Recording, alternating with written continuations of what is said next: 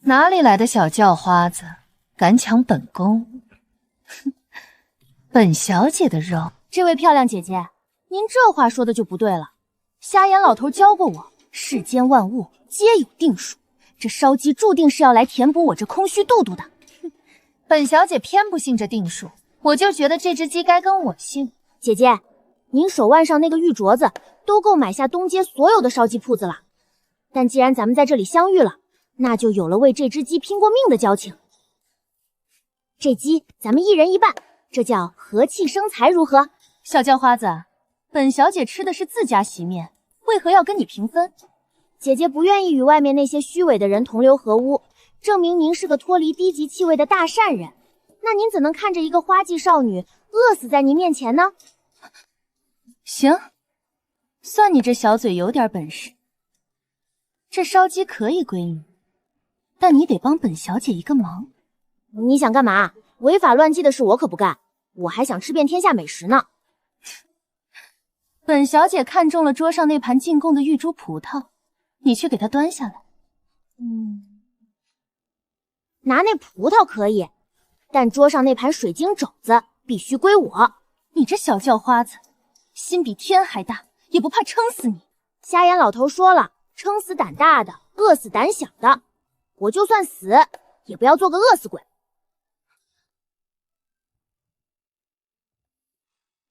哪里来的小叫花子，敢偷靖王府的东西？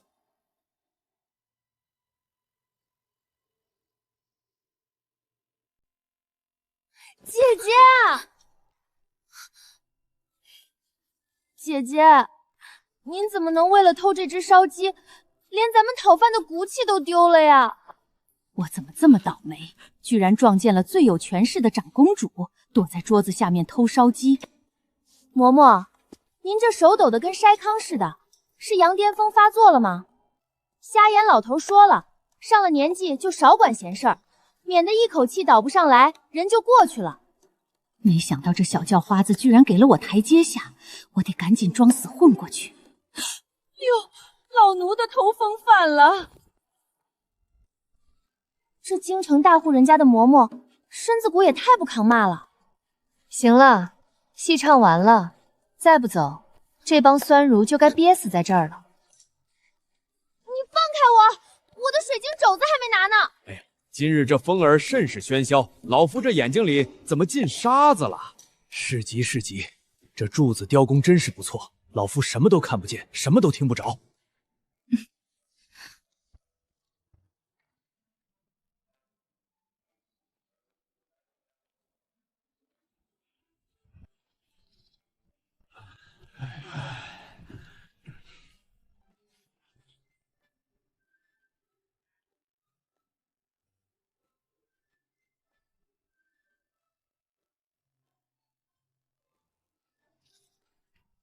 喏，这是我刚才从那个老嬷嬷身上顺来的。瞎眼老头说了，道义有道，见者分一半。我从不吃独食，这些归你。小叫花子，你叫什么名字？我叫宁柔。你姓宁？对呀，捡我的瞎眼老头说了，宁是国姓。顶着这个姓氏出门，说出去能唬人。那些包子铺的老板听了，都得多给一片菜叶子，好骗吃喝。那荣字呢？瞎眼老头说，他半夜在乱坟岗捡到我时，身上沾满了白毛，远远看去毛茸茸的，所以就叫宁荣了。漂亮姐姐，你问这么仔细，是想去顺天府举报我冒用国姓吗？我可告诉你了，你要是敢抓我，我就说是你指使我偷的鸡。本小姐这辈子最讨厌官府的规矩，你这缺德带冒烟的小货色，本小姐要了。从今往后，你就跟着本小姐混。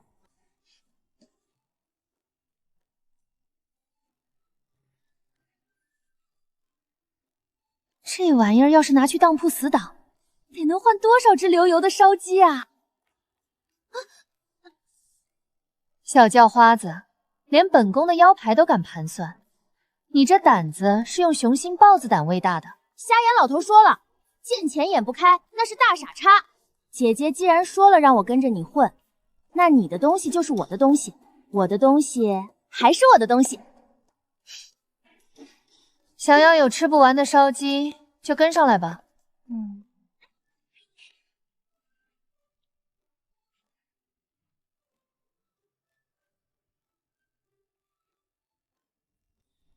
参见长公主殿下。免礼吧。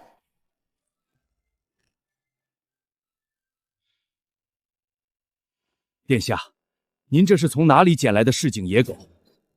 公主府乃是皇家重地，怎能让这种浑身恶臭的小乞丐污了这里？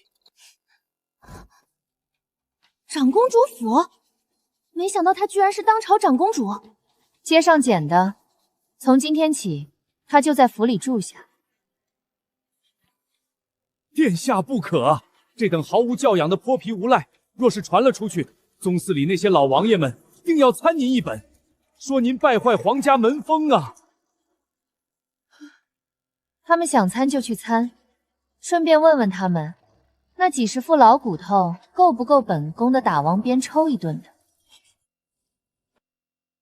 既然殿下慈悲，赏你一口饭吃，那你就要懂得感恩戴德。进了公主府，就要守公主府的规矩。第一，在府里行走，必须像猫一样悄无声息，绝不能发出半点脚步声，惊扰了贵人。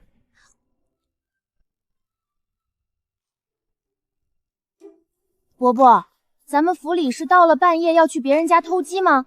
只有做贼的才要夹着尾巴走路，我光明正大的进来吃饭，凭什么要装贼？第二，在府里面对主子必须眼观鼻，鼻观心，绝不可四处乱看，更不可直视主子。伯伯，您的脖子是落枕了吗？天天低头看脚趾头，是地上有铜板剪吗？第三，主子没问话，做下人的绝不可插嘴。现在立刻给我跪下，先给我磕3个响头。伯伯，非亲非故就让人磕头，你要是想享受这种待遇，出门左转买口薄皮棺材躺进去。我保证明儿一早就带着城东所有的叫花子去给您磕过瘾，就当是感谢您今天这颗大梨了。你，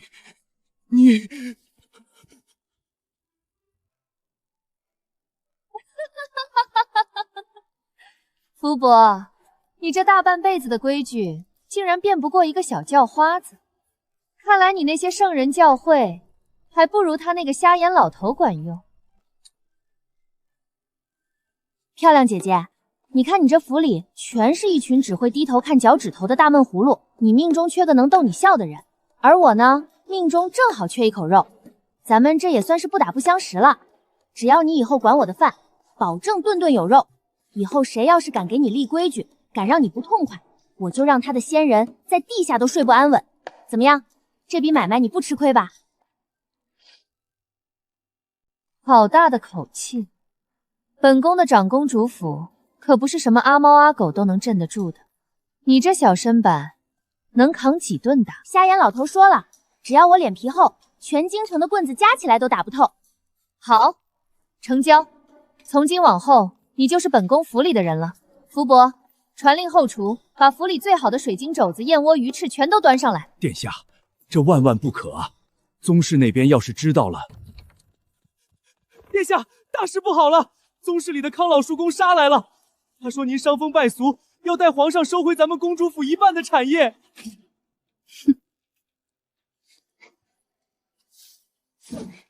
一群老不死的吸血虫，竟然敢来抢我的金山和饭碗！姐姐你别动，今天我非得把他们那层老树皮给扒下来不可！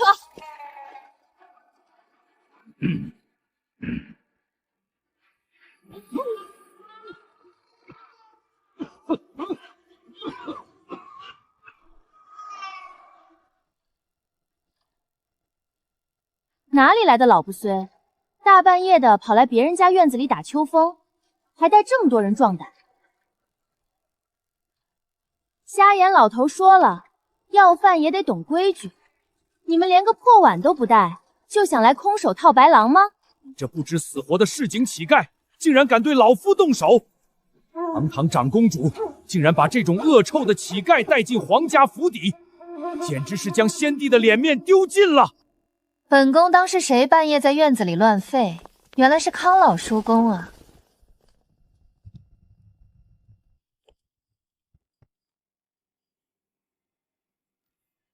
宁乐，今日若不立刻把他乱棍打死，老夫便会上奏皇上，削你长公主府一半家产，交由宗室管理。这位长得像老树皮成精的叔公，您这嘴一开一合的，怎么比村口那台破风箱还能漏风呀？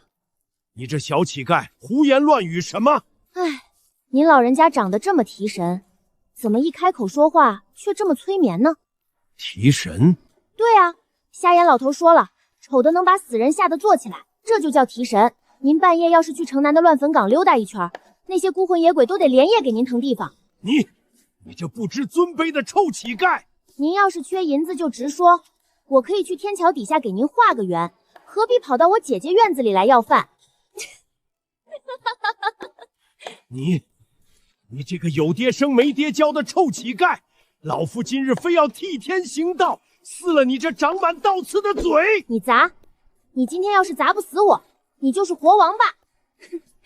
您要是实在眼红我姐姐的银子，不如直接跪下来给我磕3个响头，我大发慈悲，带你去天桥底下蹲着，亲自教你怎么嚎丧，保证你一天能多要2个铜板。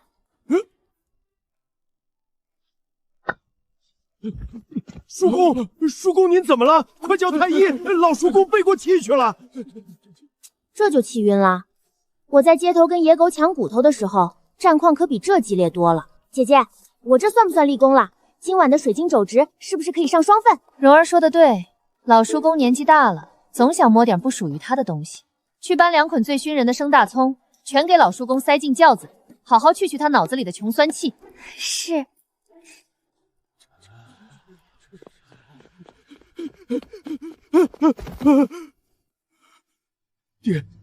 殿下大事不好了！殿下，江氏娘娘听说您从街上捡了个乞丐回府，派了凤鸾宫里手段最毒辣的容嬷嬷带着宫女闯了进来，说是要给咱们府里去野气，立规矩。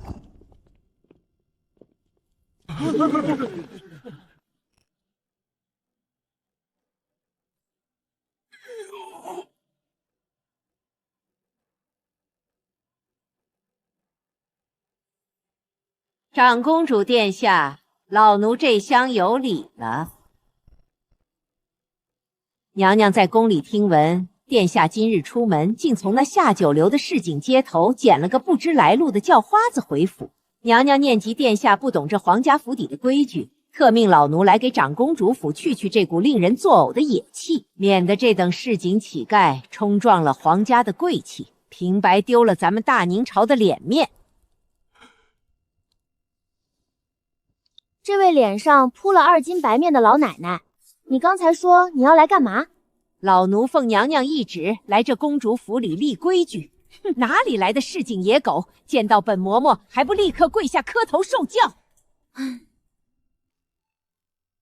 老奶奶，您嚎这么大声，是晚饭吃多了撑着了，还是家里着火了，急着喊人救火呀？咬人的狗不叫，叫唤的狗没牙，您这嗓门比城南头收破烂的还要洪亮，想必是嘴里没长牙，全靠这一张皮鼓撑场面吧？放肆！你这不堪的叫花子，谁给你的胆子这样跟我说话？我粗鄙，我看您才是真不孝顺。您口口声声说要给皇家府邸立规矩，却在这深更半夜的时候带人在院子里大呼小叫。您嚎这么大声，是想把宁家的列祖列宗全都从皇陵里喊出来，排排坐好听您教诲吗？嬷嬷，您的孝心真是感天动地，连地下的死人都不放过。就是不知道等会儿那些祖宗们带着满身的黄土，半夜爬到您的床头找您论理的时候，您这把老骨头扛不扛得住下呀？撕了他！给我撕烂他这张满口胡言的臭嘴！出了天大的事儿，有江氏娘娘担着，给我打！往死里打！慢着，容嬷嬷，本宫觉得蓉儿刚才那番话说的极有道理。你对宁家祖宗的这份孝心，确实是感天动地。既然你这么想给皇家的老祖宗们立规矩，那本宫今日便成全你这片赤诚之心。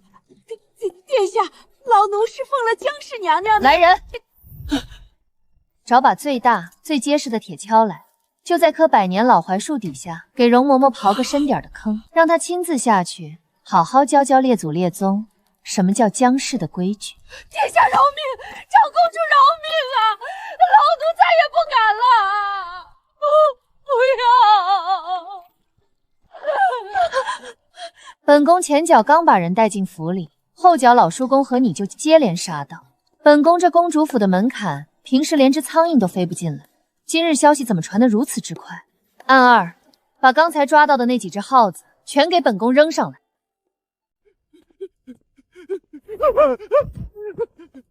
殿下饶命，奴才知错了，奴才再也不敢往外递消息了。姐姐，原来是你家里出了内鬼啊！瞎眼老头说了，吃里扒外的家伙是没有好下场的。在我们要饭圈子里，谁要是敢出卖抢包子的兄弟，那可是要扒光了衣裳，绑在城门口让野狗啃的。姐姐，活埋太费力气了，不如按我们市井里的规矩来，把这个叛徒和这个老奶奶绑在一块儿，趁着天黑直接扔到那个什么皇后的宫门口去。好，蓉儿这主意深得本宫的心，把这个吃里扒外的东西，连同这尿了裤子的老狗一起塞进公桶里，连夜送到凤鸾宫的大门口，说是本宫孝敬给皇后的一份大礼。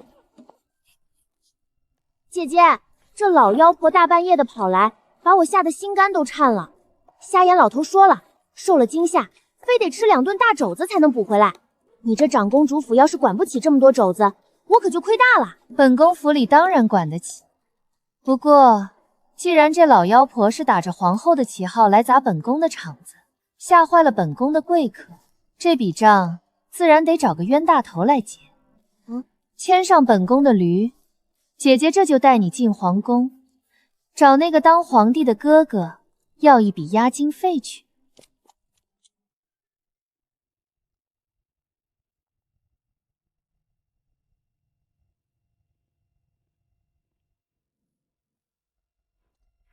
皇家禁地，不得擅闯！哪里来的臭乞丐，惊扰了宫里的贵人？你有几个脑袋都不够砍，还不速速滚开！再往前一步，老子把你扔出去喂狗！赵统领好大的官威啊！本宫不过是几天没进宫，这皇城的门槛儿就已经高到连本宫的驴都迈不过去了。长公主，末将该死，末将有眼无珠，没认出长公主殿下。杀人啦！救命啊！皇家侍卫仗势欺人啦！我可是这位漂亮姐姐请来的贵客，你一个看大门的，竟然敢吓唬我！按咱们贴个天桥底下的规矩，拔刀吓唬人，这叫惊了魂，破了胆。这等重罪，起码得赔10两银子。你要是不赔钱，我今天就躺在这宫门口不起来了。明儿一早百官上朝，我就抱着娃他们的轿子哭，让他们都看看皇家侍卫是怎么欺负要饭的。赔，末将赔。小祖宗，这些碎银子您拿去买肉包子吃，求您赶紧起来，千错万错都是末将的错，您可千万别惊动了宫里的贵人。哎呦，是真的？早拿钱不就完事儿了吗？看把大叔你吓的，这头盔都歪了。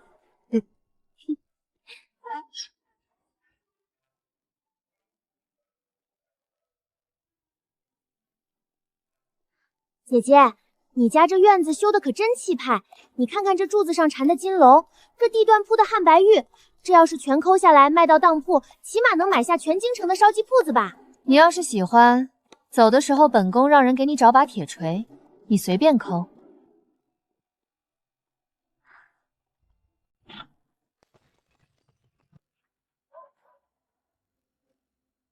废物，连个边关粮草都筹备不全，这养你们这群酒囊饭袋有什么用？滚！都给朕滚出去！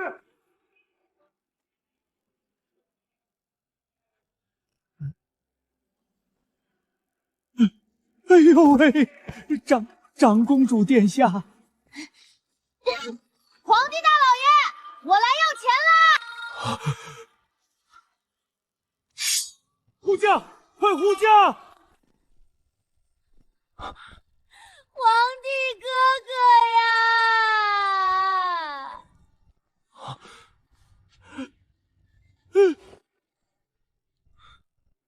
哪里来的乞丐，还不给朕松开！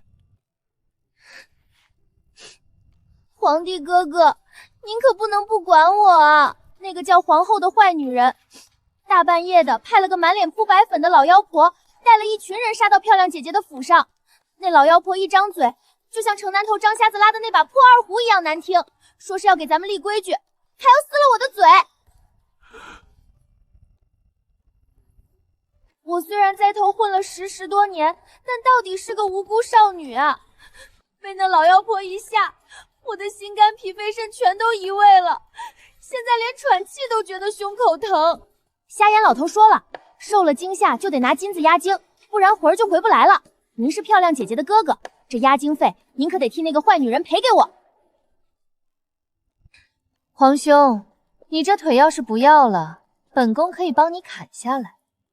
乐儿，你这大半夜的跑来闹什么？还有，这黑不溜秋的丫头，又是你从哪儿捡来的活宝？在镇国公府的桌子里底下捡的。她很对本宫那口，本宫就带回府了。行了，你们这几个老骨头，别在这儿碍眼了，滚出去！你知不知道朕是谁？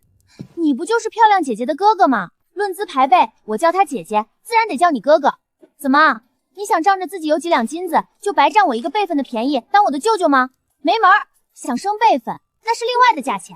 哈哈，好一个牙尖嘴利的小泼皮！来人，把朕司库里那箱金元宝抬上来。哎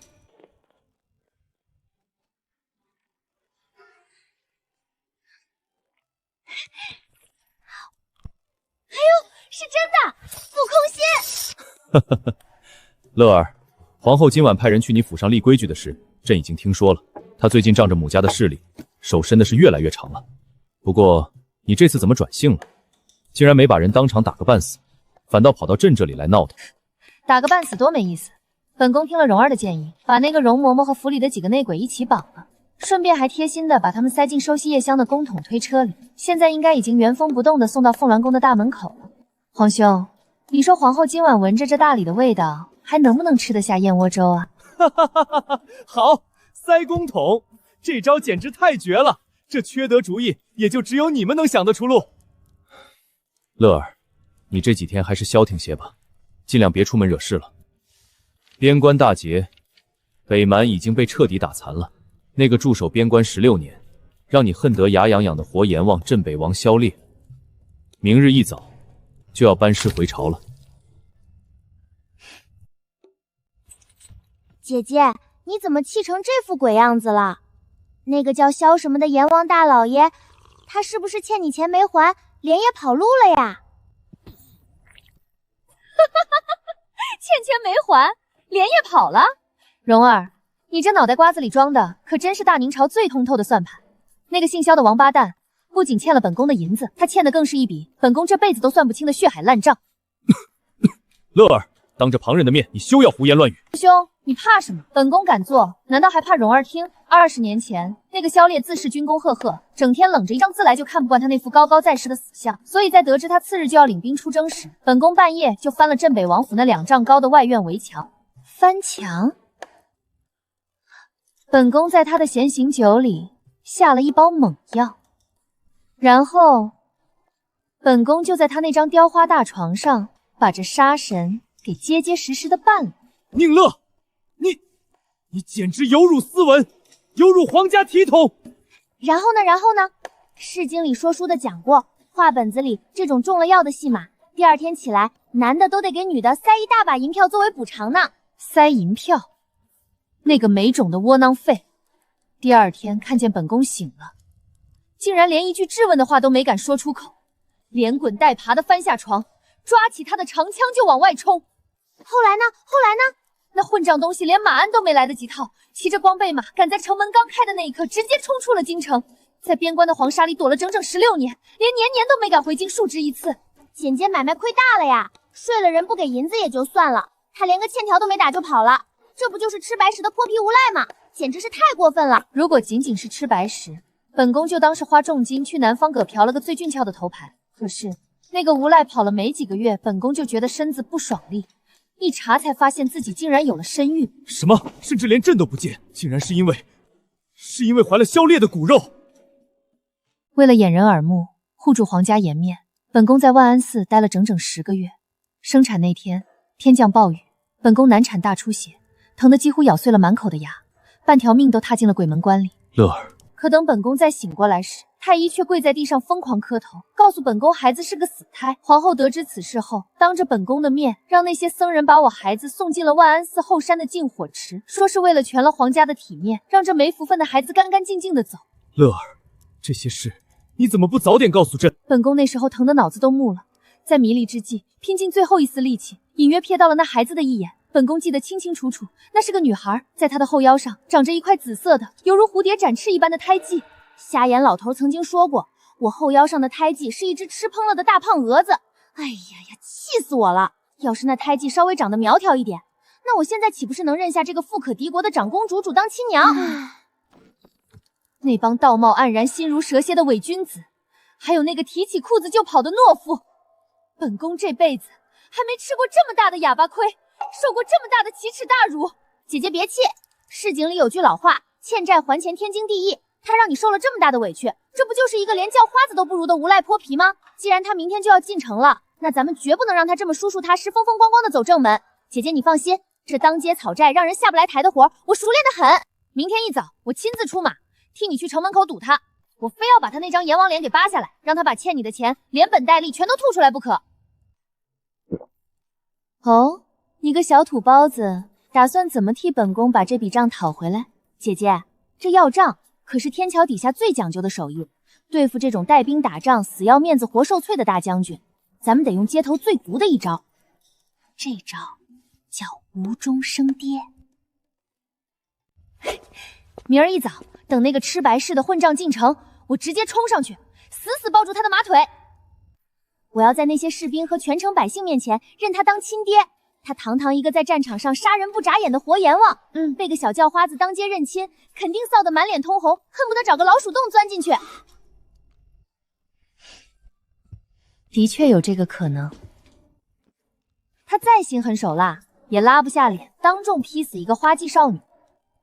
到时候为了堵住悠悠众口，他还不得乖乖掏出大把的银子来破财消灾？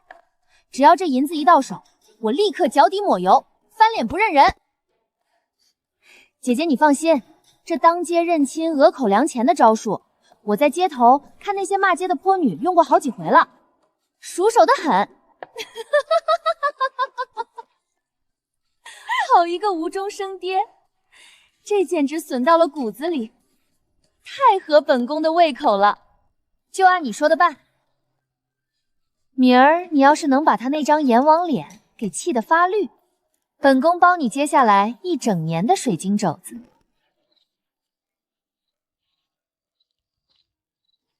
阿姨叔叔，你这字写的太齐整了，重写。字要歪歪扭扭，要像王八爬一样，才能显出咱们孤儿寡母没钱念书的凄惨。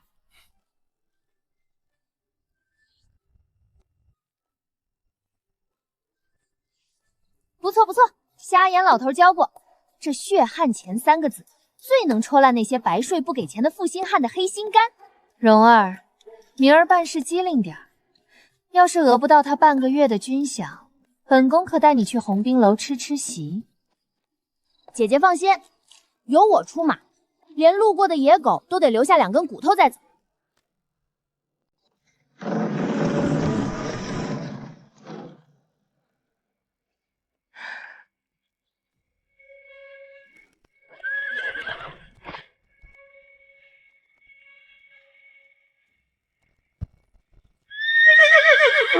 哪儿来的市井野狗，敢挡本王的道，还不赶紧滚开！渣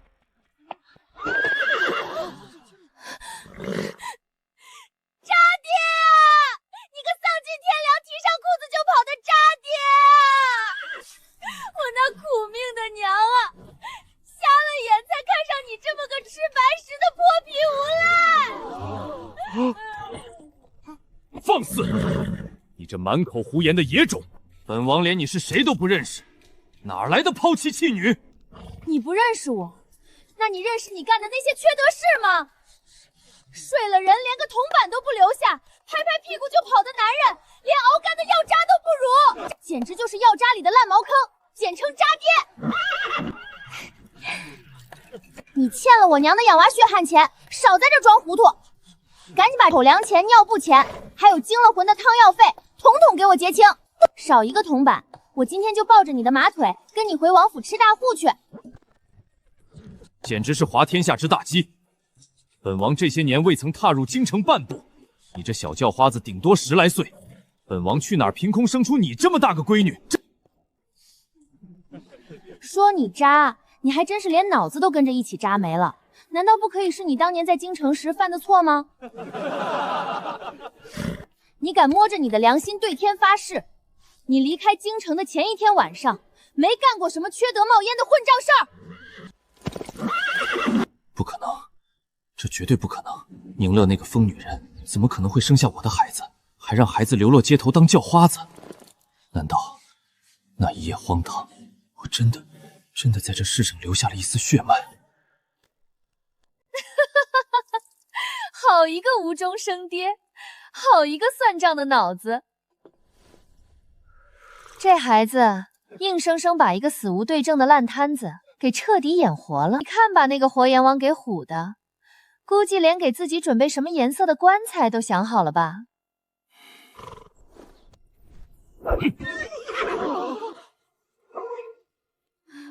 杀人了！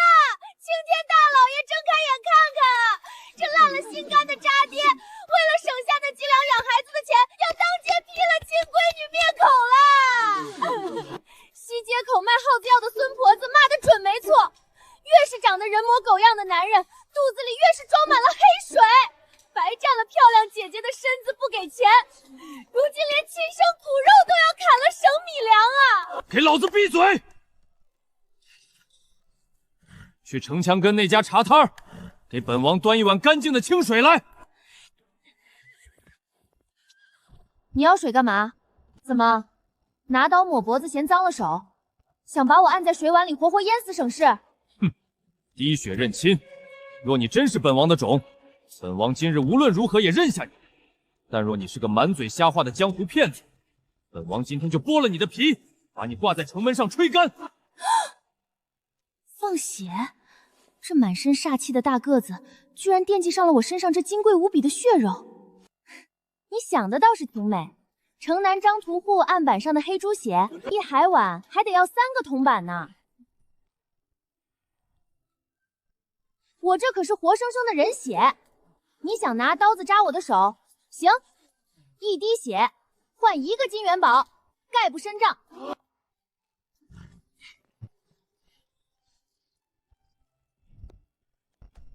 拿去，这块玉抵你100个金元宝都绰绰有余。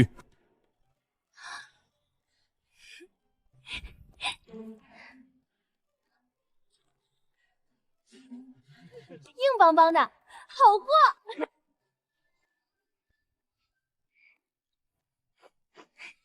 看在这块白石头的面上，我就吃个亏，赏你1滴血。刀剑没长眼，你下手悠着点儿。要是口子拉大了，多流出半滴血来，你今天非得再赔我1只肥烧鸡不可。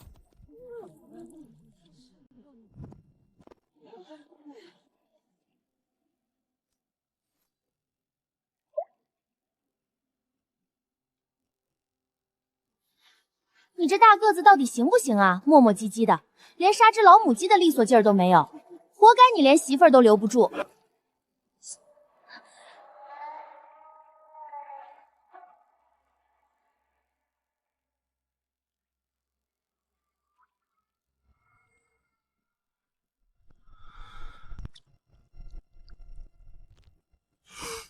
融了，王爷，血融了！恭喜王爷，喜得千金！16年前那一夜造下的荒唐孽债，竟真的在这世上留下一条活生生的命。你个呆子发什么疯？我只是卖了你1滴血，又没把这条命抵押给你，赶紧放我下去，我还得回去啃肘子呢。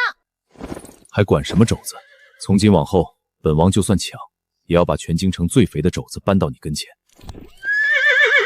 回府。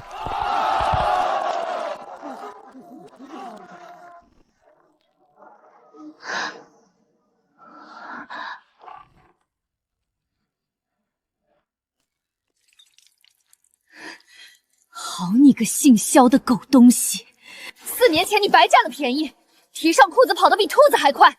4年后你一回京城，当街抢本宫刚收的药账伙计，真当本宫这长公主是泥捏的？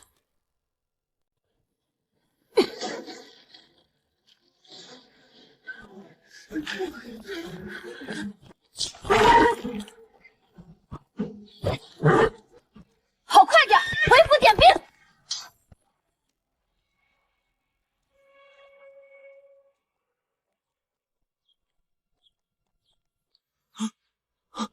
主子，您不是去城门口看热闹了吗？小主子呢？怎么没跟着您一块儿回来？别提了，本公公的要账伙计被镇北王那个老狗当街叼走了。主子，莫不是咱们昨晚写的那个血布条管用了？镇北王真以为那是他当年抛下的亲闺女，良心发现，把人带回去养了？放屁！他分明就是不想掏那笔口粮钱，又嫌蓉儿当街骂他伤了脸面，这才把人掳走。指不定带回王府要怎么算计蓉儿呢？点齐府里3个身手最狠的死士，随本宫去镇北王府要人。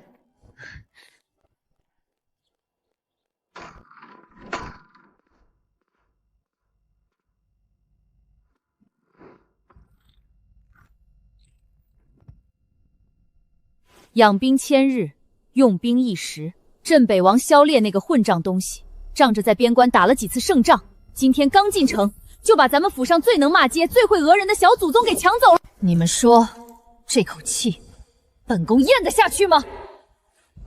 咽不下去。哼，出发，随本宫去镇北王府抢人。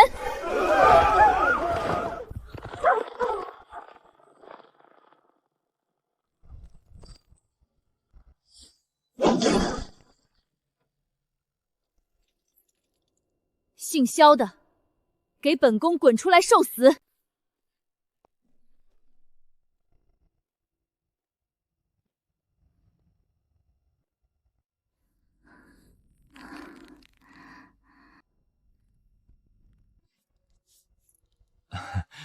你饿不饿？大个子，我虽说当街认了你这个渣爹，但这全是为了讨回我娘的养娃口粮钱。你要是掏不出金元宝，休想拿我这2两瘦肉去下锅顶账。不下锅，老子的命都是你的！谁敢动你一根航毛，还愣着干什么？去把库房的铜锁给老子砸了，把老子那些压箱底的好东西全搬上来给我闺女挑！乖乖，这大个子莫非是个腰缠万贯的大肥羊？压箱底的宝贝，那得是多大的一座金山啊！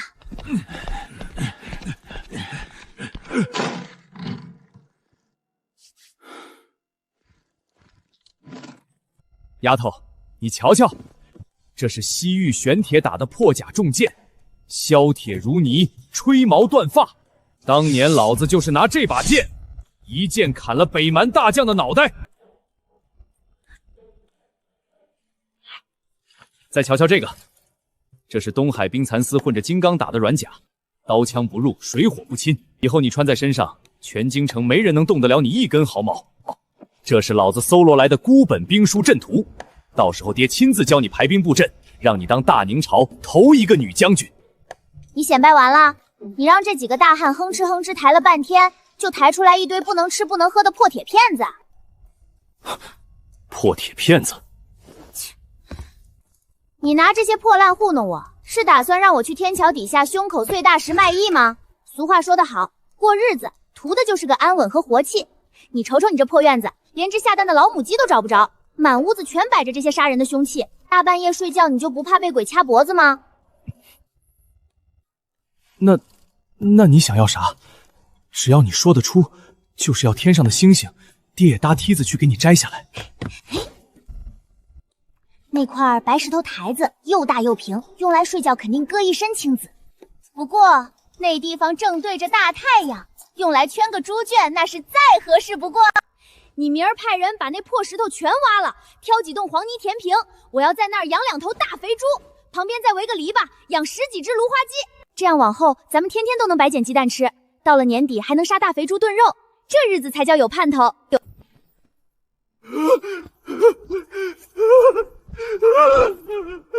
王爷，万万使不得！那可是先帝爷赏下来的汉白玉点将台啊，那是咱们10万玄甲军的命根子，怎么能挖了用来养母猪呢？什么狗屁命根子！老子提着脑袋打下的江山，我孙女想挖个坑养母猪，怎么了？就是他想用来沤大粪，老子也亲自给他挑水砸。明儿一早就抡大锤砸。爹这就派人连夜去城外农户家里，给你挑最肥最能生的大母猪买回来。算你识相，虽说是个吃白食的老赖，倒也算是个听话的乖老赖。唉，行了，别在这儿空口套白粮了。我在城门口扯着嗓子嚎了半天，连口水都没混上。你这破院子里到底有没有能垫肚子的硬菜？有，火头兵的人都死哪儿去了？赶紧把大鱼大肉全给老子端上来！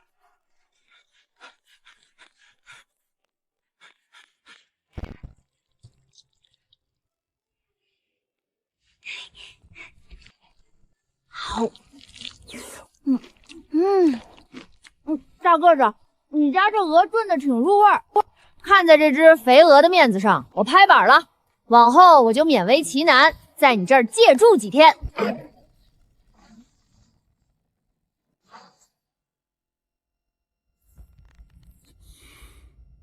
姓萧的，给本宫滚出来受死！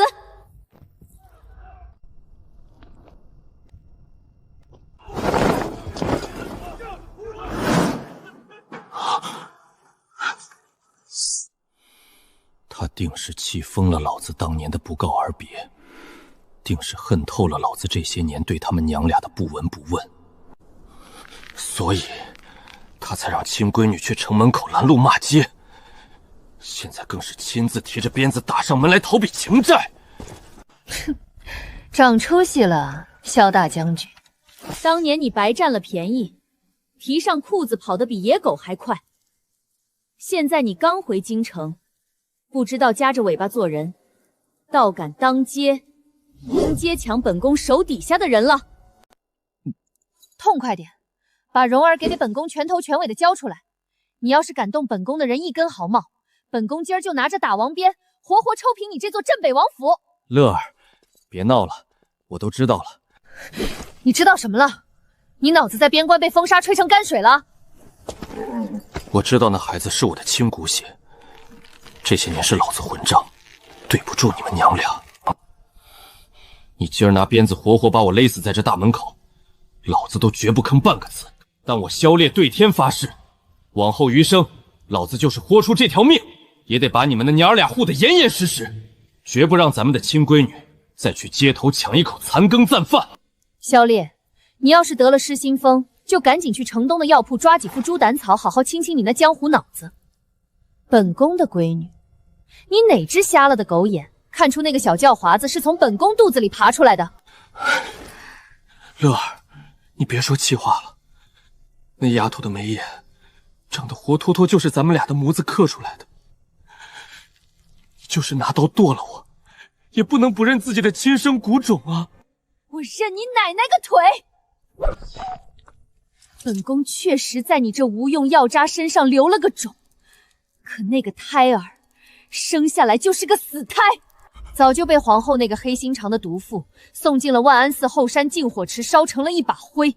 我清楚地记得那个胎儿的后腰上长着一块紫色的蝴蝶胎记。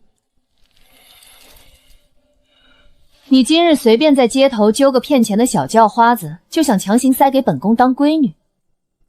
萧烈，你就是恶心人也得掂量掂量自己几斤几两。不可能！她若不是我的亲闺女，刚才在城门外头，我俩的血怎么会在一个水碗里融得亲如一家？滴血认亲，你堂堂一个掌10万大军的王爷，竟然会被天桥底下的江湖戏法给骗瞎了眼。蓉儿是本宫在国公府搜刮来的俄人奇才，你跟个要饭的滴血认亲？你今儿就是牵一条街口的黄皮土狗来，他都有法子让你俩的血融得难舍难分。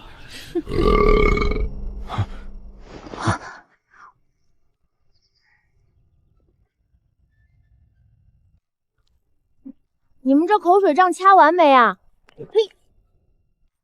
大个子，我刚才蹲里头听了半日，实在是忍不住了。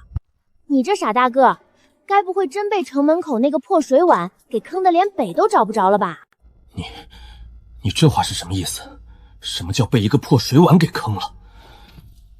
那碗水是老子的副将亲自去端的，那滴血也是老子亲手拿刀子划的。2滴血在水里化的不分彼此，这还能有假？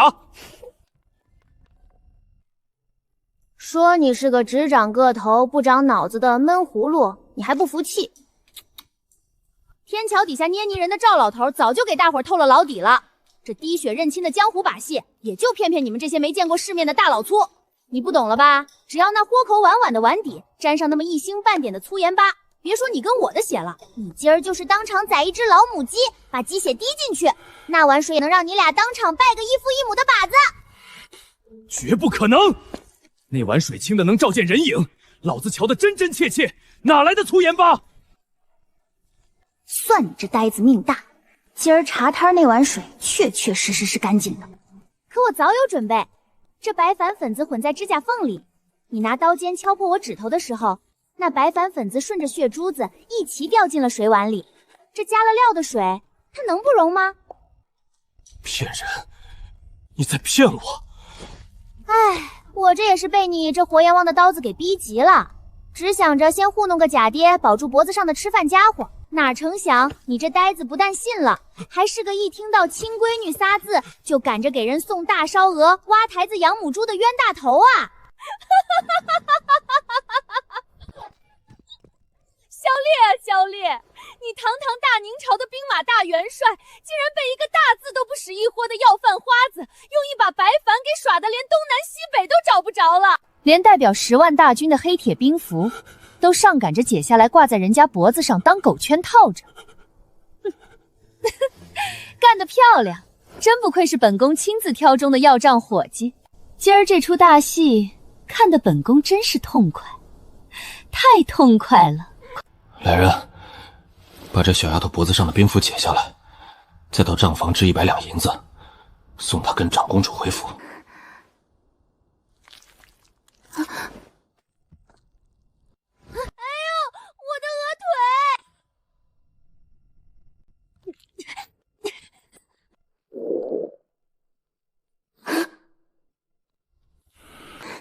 好啊，你们两个老贼！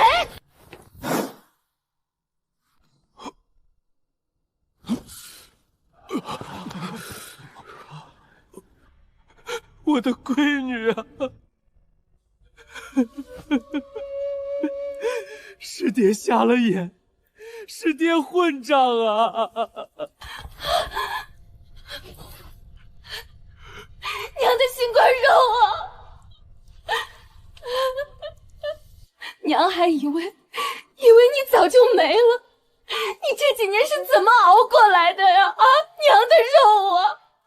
胡说！全都给我起开！对他好，对他好，是娘没护住你！救命啊！抢劫了！堂堂大宁朝的长公主和镇北王合起伙来欺负无辜少女了！为了抢半只吃剩的烧鹅，连脸皮都不要了，硬按着叫花子认闺女了！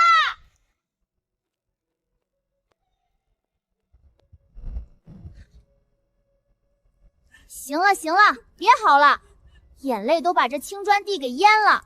东街开黑当铺的前掌柜早就教过我，越是穿金戴银的有钱人，这心眼子就越是黑透了。你们俩不就是想赖账吗？直说不就行了？犯得着在这儿给我演苦肉计？赖账？爹赖什么账了？爹的命都是你的。你方才可是亲口答语要去账房支100两白银送我回府的，怎么眼下舍不得往外掏了？亏你还是个带兵打仗的大将军，怎么连当假爹这种亏本买卖都抢着干，也不怕这便宜闺女克死你？这傻大个个赖账也就算了，他本就是个吃白食的老赖。漂亮姐姐，你跟着瞎起什么哄啊？难道你连今晚大玉给我的水晶肘子都舍不得买，也要用这假认亲的下三滥招数来糊弄过去？我还以为抱上了一条镶金的大粗腿，合着你们俩这是在合伙做局下套，连我这个叫花子都不放过啊！不是的，蓉儿，你听娘说，你后腰上那块紫色的胎记，是娘怀胎十月那半条命生下你的时候亲眼所见。你不是什么街头叫花子，你是我宁乐身上掉下来的亲生肉啊！少来这套！瞎眼老头说了，女人的嘴骗人的鬼。长得越俊的女人骗起人来，连阎王爷都害怕。我腰上长的是只吃撑了的大胖蛾子，跟你嘴里那只扑腾翅膀的蝴蝶差了108000里。你们要是再敢胡乱攀亲戚赖账，我现在就去顺天府击鼓鸣烟，告你们当街拐卖良家少女。头，那你要怎么样才肯信？只要你开个口，爹就算把这镇北王府拆了卖废铁，也绝不皱半下眉头。娘的私库里手数不清的金元宝全都给你，娘把整座公主府都搬来给你当玩具。既然你们非要上赶着当这个冤大头，那我就勉为其难的赏你们个脸面。不过咱们天桥底下的老规矩，亲兄弟还得明算账呢。你想听我叫一声爹？成啊，叫一声爹，拿你裤腰带上那块能调动10万大军的黑铁疙瘩兵符来当丫头。少一星半点的铁皮，我就叫你一声大傻子。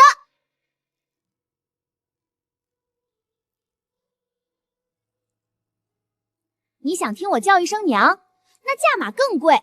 城东那条最繁华的长街，那些铺面的地契全得改姓，划到我的名下。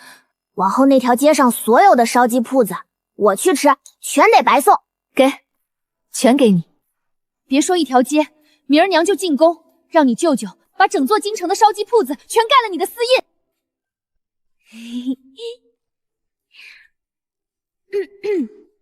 财神爹，菩萨娘，哎哈哈哈哈！爹在，爹在！哈哈哈哈！娘啊，现在咱们既然在一条船上了，那方才咱们在城门口拉白渡条，把这傻大个坑得满城皆知的缺德事儿，等他脑子转过弯来，应该舍不得拿那把大铁剑砍咱们娘俩吧？哈哈哈哈哈哈！坑得好，坑得当真妙啊！老子的亲骨肉就该有这等翻云覆雨的灵光脑子！哈哈哈哈哈！去，派人去城门口，把那拉出来的白布条给老子裱起来，就挂在咱们镇北王府正堂的正中央。老子要让全京城的人都瞧瞧。财神爹，你这脑瓜子是不是在边关被马蹄子给踢坏了？哼，我刚才可是实打实的坑了你，你还乐得找不着东南西北？爹乐意，别说坑爹的名声，你就是现在要拿火把点了爹的头发，爹也得赶紧给你递个引火的折子，生怕火星子燎了你的手。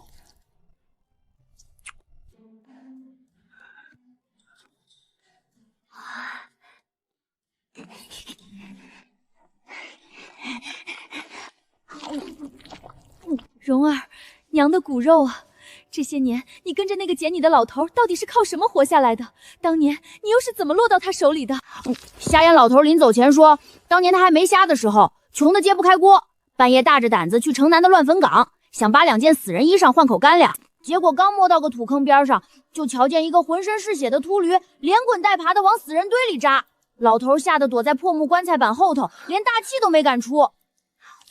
他亲眼瞧见那和尚把一个连肚脐眼上的脐带都没剪干净的娃娃死命塞进草窝里。那和尚刚把丑娃娃藏蓝氏，后头就追上来几个蒙着脸的黑衣大汉。那帮人一句话没说，举起大刀片子，活像在案板上剁大白菜似的，当场就把那和尚剁成了一滩烂泥。后来呢？后来啊，那帮杀人不眨眼的黑衣人在乱坟岗转了几个圈，没找着别的，就撤了。瞎眼老头等天都快亮了，才敢上前扒开死人骨头，把我给刨出来。唉，老头说了，那和尚定是个心软的佛祖，听说是有哪个贵人下令，要他把活生生的娃娃扔进什么净火池里烧成灰。那和尚下不了这黑手，这才拼了命把我偷带出来。自己却倒贴了一条烂命。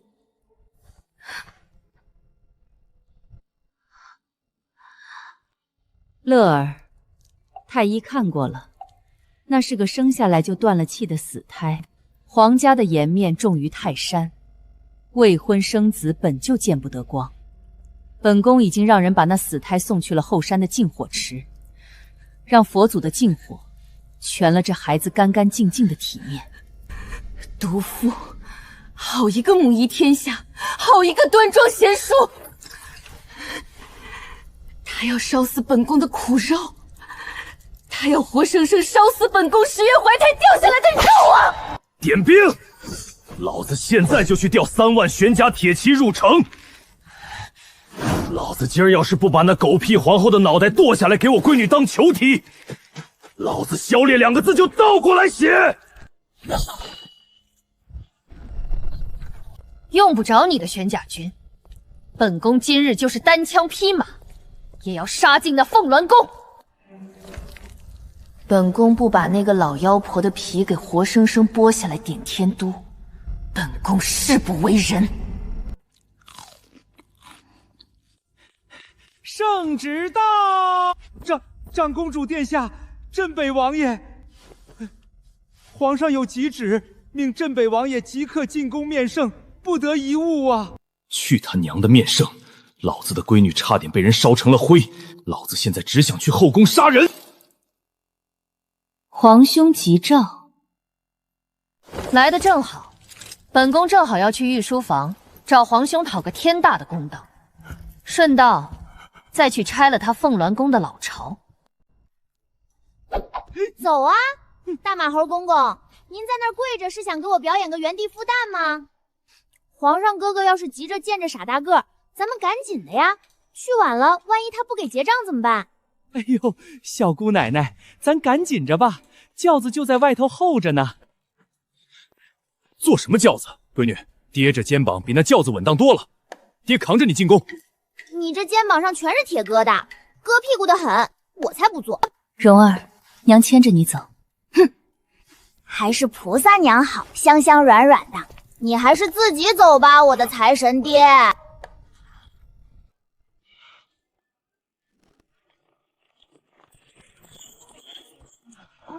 呦喂，那不是老叔公吗？老叔公还没去买棺材呢。我刚才算了一卦，您这印堂发黑，还得去凤鸾宫大门口跪着去晦气。哼，听见没？我闺女让你去晦气。皇兄，你的好皇后多年前欠本宫的一条命，今日该还账了。皇帝哥哥，押经费尾款，结一下。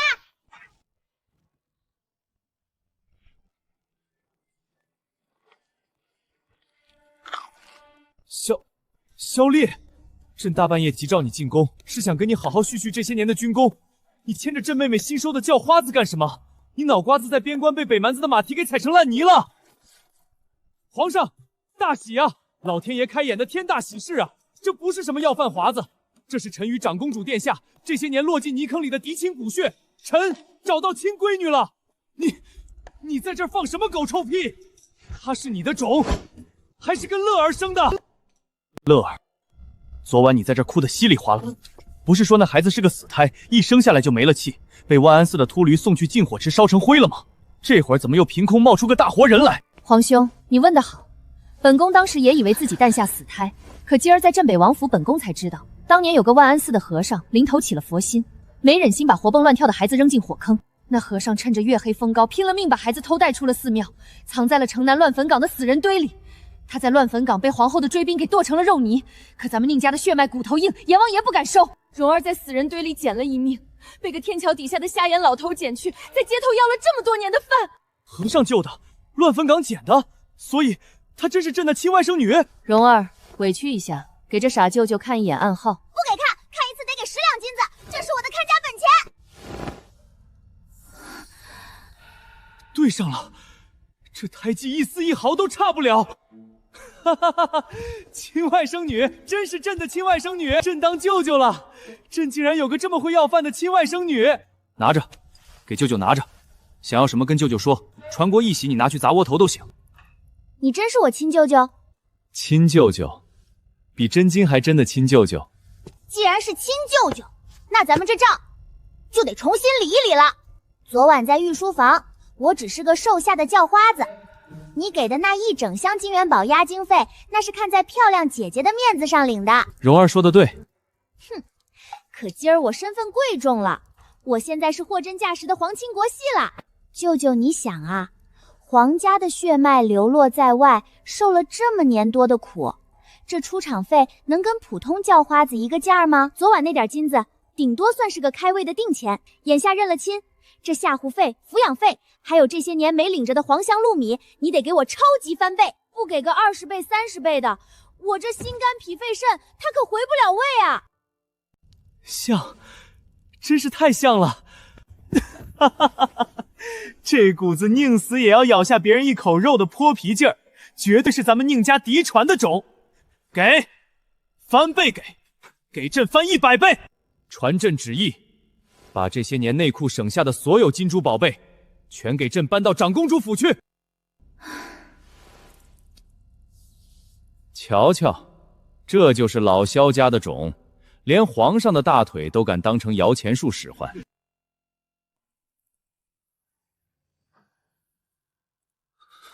乐儿，你刚才说，这孩子当年是被皇后买通的人，强行带走要烧成灰的。那个毒妇，竟然在朕的眼皮子底下，要把朕的亲外甥女活生生烧死！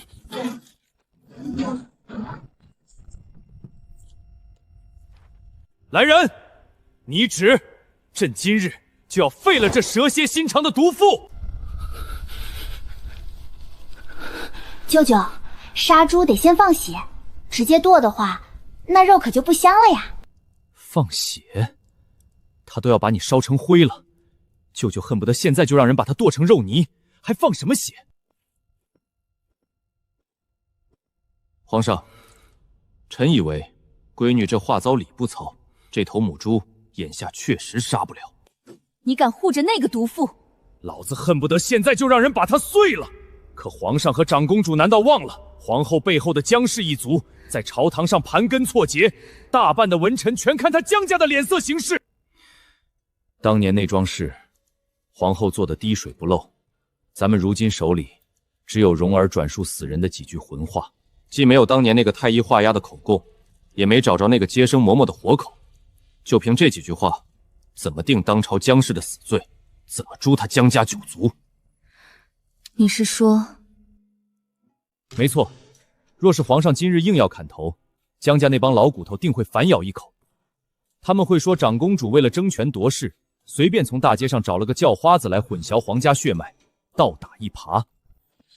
那难道就让这毒妇继续在凤鸾宫里作威作福，眼睁睁看着这笔血海深仇就这么算了？当然不能算，大个子说的对，拿不出铁证就砍不了这老妖婆的脑袋。既然现在砍不了头，那咱们就去凤鸾宫，理直气壮的去掏腾点利息啊！收什么利息？昨晚他派那个容嬷嬷去公主府撒野，朕不是已经带他赔了你1整箱金元宝当押金费了？哼，舅舅，你这就叫冤大头当惯了，连账都不会算了。昨晚那箱金子是你身为皇帝老子没管教好自家婆娘，替他垫付的平事儿钱。冤有头债有主，那个老妖婆才是实打实的惹事正主，她本人的赔银还没交呢。这在咱们天桥底下的要饭圈子里叫一鸭两吃。他不是最在乎皇家的体面，最看重他宫里的那些金银财宝吗？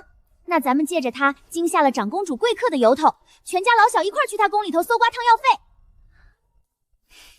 咱们去了就一通乱翻，美其名曰是债主上门自己动手寻银子，说不定这一翻底朝天，还能从他那狗窝里翻出当年那个太医或者稳婆的什么把柄来呢。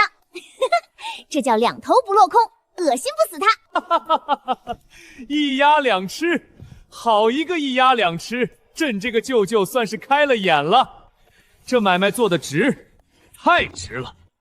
王公公，还装什么死？给朕滚进来！去内务府给朕找几个最大最结实的麻袋来。朕今日要陪着长公主和镇北王亲自去凤鸾宫收汤药费。皇兄英明。既然是去收账，那本宫可就不客气了。走，闺女带路。爹今天就是把凤鸾宫的地砖全抠下来，也得把这笔账给你讨平了。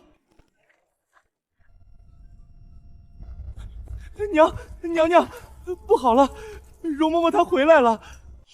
回来就回来，有什么大惊小怪？等等，这是什么味道？宁乐，你这个无法无天的疯妇！去，立刻派人出宫给江家送信，明日早朝定要让满朝文武参死那个疯子。哎呦喂，好臭的院子呀！那个姓江的老妖婆，赶紧出来交罚银啦！你家苦主带人来砸锅卖铁抵账了。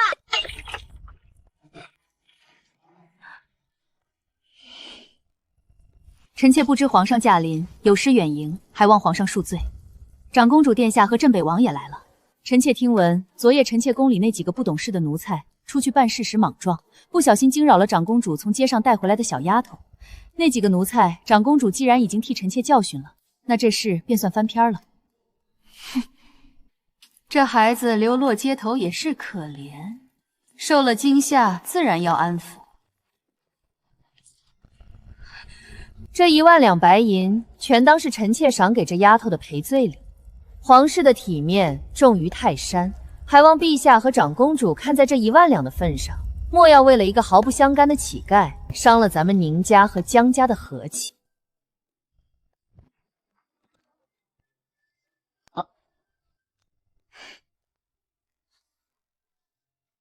老妖婆，你拿谁当傻子糊弄呢？东街开当铺的钱老贵早就教过我认这俩字，这叫户部，这是朝廷国库里往外发军饷的公家钱。你纵容奴才惹了事，伤了我的心肝脾肺肾，结果你这老妖婆自己一毛不拔，却掏皇帝大老爷国库里的钱袋子来赔给我，这叫借花献佛，臭不要脸！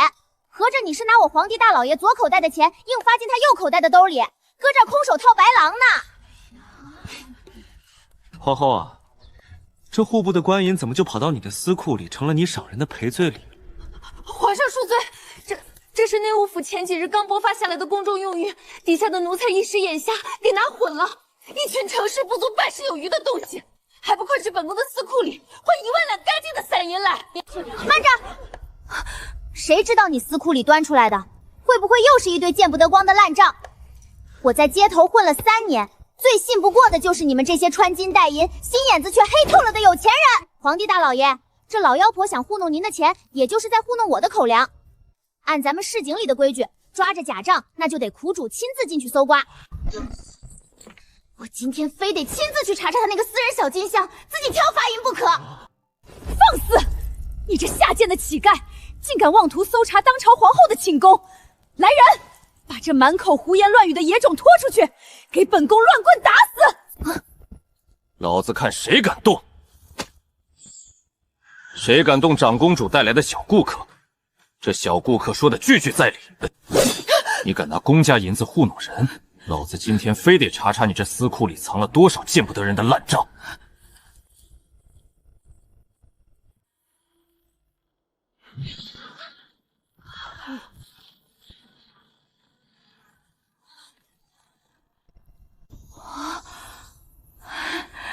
皇帝大老爷亲自盖的章，我要开始奉旨倒腾啦！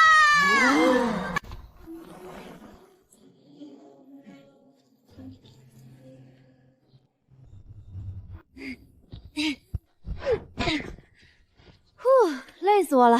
你这堂堂江氏的名头也太虚了。我在里头翻了个底儿朝天，连那些镶着宝石的夜壶都给塞进来了，这才勉勉强强凑够了半袋子。钱掌柜说了，欠债不还，利滚利的翻天。你这点破烂，顶多够赔我掉在地上那半只烧鸡，我受惊的汤药费还没着落呢。本宫平日里吃斋念佛，最是不重这些黄白之物，私库里自然没什么油水。宫里除了这些，便只剩下一间礼佛的净室。长公主带来的这位小顾客，若是还不满意，大可去佛堂里搜刮。若是能搜出半个铜板，臣妾绝不二话。哼，走去佛堂。老子今儿非得把我小贵客的汤药费给凑齐了。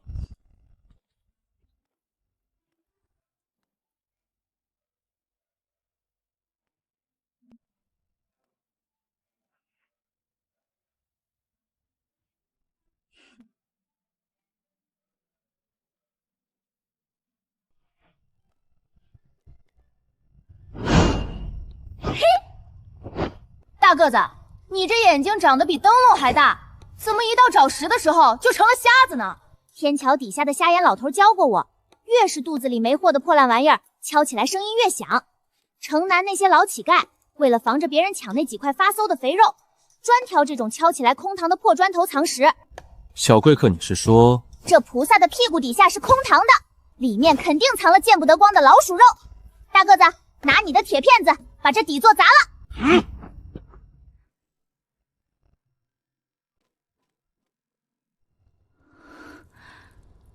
发财了，发财了！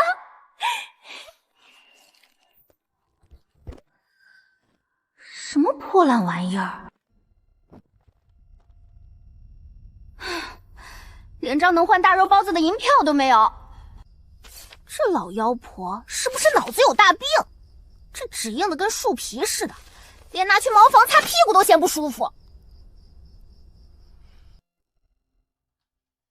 你瞧瞧你的好皇后，拿着内务府的公款，私底下给前朝的芝麻小官放印子钱，3分的利，她硬生生收人家9分，这还真是个持家有道的贤内助啊！皇后，当年给本宫接生的王太医，竟然是被你灭的口！你到底隐瞒了什么？本宫当年生下的孩子，到底被你弄到哪里去了？长公主殿下，你莫不是害了失心疯了？你在这深宫里拿一本死无对证的烂账，就想给本宫扣上残害皇嗣的罪名？下巴长鹰痣，还把个破木头箱子当命根子，这画里的倒霉相怎么看着这么眼熟呢？这不是东街桥洞底下天天跟我混的狗剩吗？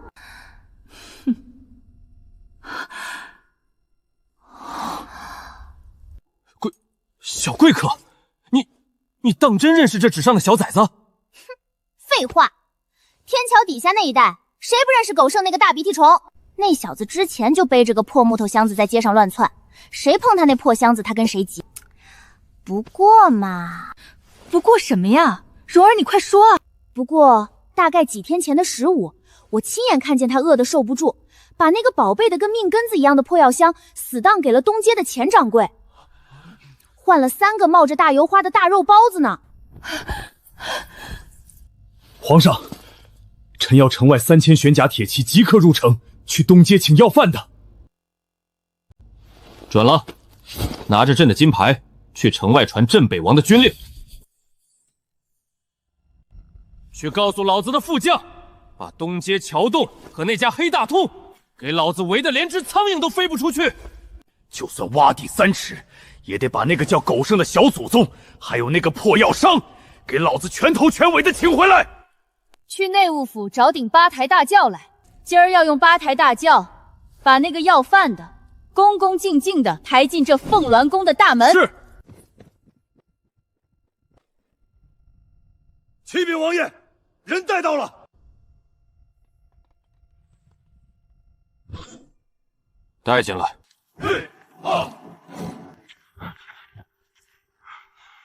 落轿！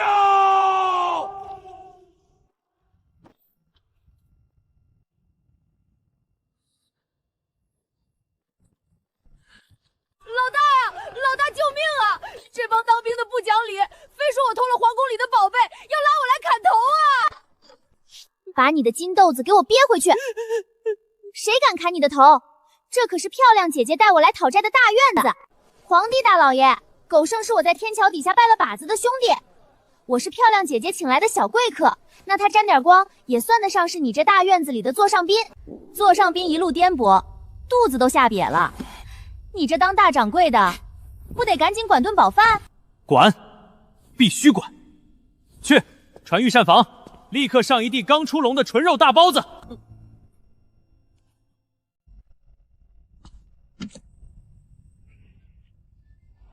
来，小兄弟，吃饱了，好替你大姐头办正事。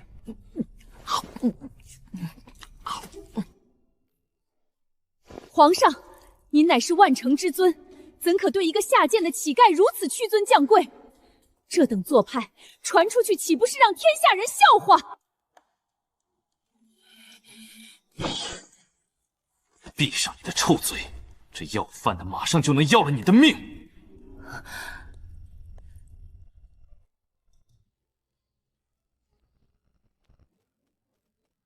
狗剩儿，你这破箱子里到底藏了什么见不得光的玩意儿？赶紧拿出来给大伙开开眼！老大，我不知道啊，这箱子我爷爷临死前交代我死也不能扔。前天我饿得受不住，拿去当铺。钱掌柜说这箱子底下是空膛的，里头有夹层。王爷饶命！草民这就拿出来，这就拿出来！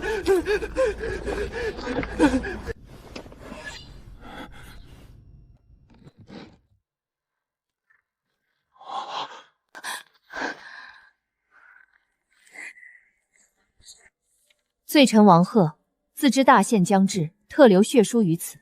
15年半前，长公主于万安寺产女，母女平安。然皇后娘娘暗中扣押罪臣家小，以全族百口性命相识，逼迫罪臣谎报死胎。娘娘密令将鲜活女婴投入禁火池焚烧，以绝后患。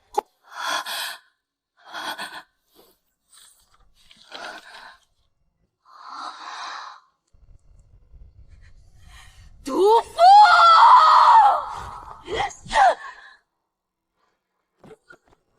你还有什么话好说？你为了你那狗屁的皇家体面，为了稳固你江家在后宫的权势，竟然买通太医，要活生生烧死本宫的骨肉！是本宫干的又如何？你未婚生子，本就是皇家的奇耻大辱。本宫身为一国之母，替皇家清理坟户，何错之有？你有这血书又能怎样？你生下来的那个小畜生，早就在禁火池里烧成了黑灰，早就随风扬得一干二净了。你连个全尸都找不着，你就算杀了我，也换不回你孩子的命！皇兄，今日你若不废了这无法无天的皇后，难以报我丧子之仇，难以解我心头之恨。哎呦喂，吵得我耳朵都疼了。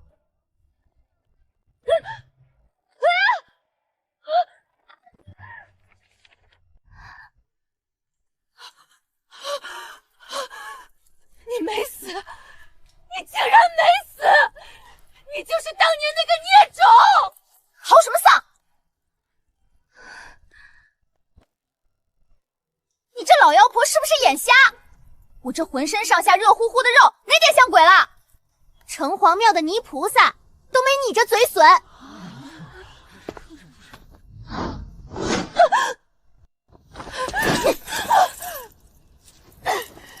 你终于认了，你这佛口蛇心的毒妇！当年就是你买通太医，从本宫肚子里抢走了活生生的孩子，还要把他扔进禁火池里烧死。皇上，你今日若是敢为了这个没死透的野种废了臣妾，臣妾的丞相父亲绝不会善罢甘休。我江家门生顾燕遍布朝野，明日早朝，我父亲定会率领百官死谏逼宫，撞死在金銮殿的盘龙柱上。好一个门生故吏遍布朝野，好一个撞死在金銮殿上！朕忍你们江家这群老住处已经忍了整整7年了。既然你父亲想撞柱子，那朕明日就让人把金銮殿的柱子全换成最硬的金丝楠木，看看是他的老骨头硬，还是朕的柱子硬。传朕旨意，皇后节有亏谋害皇嗣，罪无可救，即刻褫夺皇后凤印，剥去皇后服饰，打入冷宫。没有朕的圣旨，任何人不得看使。违令者按同罪论处，杀无赦。不，你不能废了我！我是江家的嫡女，我是皇后。走吧您呐，冷宫的耗子正等着给您接风呢。等会儿！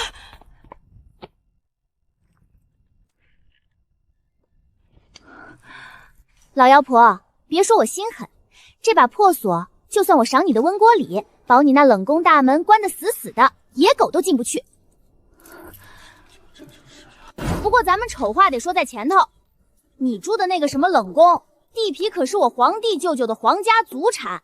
这破房子虽然漏风漏雨，但好歹有片瓦遮头，你住进去，每个月得交5两银子的租钱，这钱算你欠我的汤药费利钱。你这下贱的杂种！少跟我在这摆臭架子，你记清楚了，每个月初一我准时去冷宫门口收钱。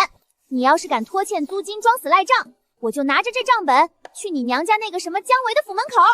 我带着城东所有的叫花子，在你爹的大门口摆上破碗，天天敲锣打鼓的替你讨饭还债。我倒要看看，是你姜家那张老脸硬，还是我的破锣响。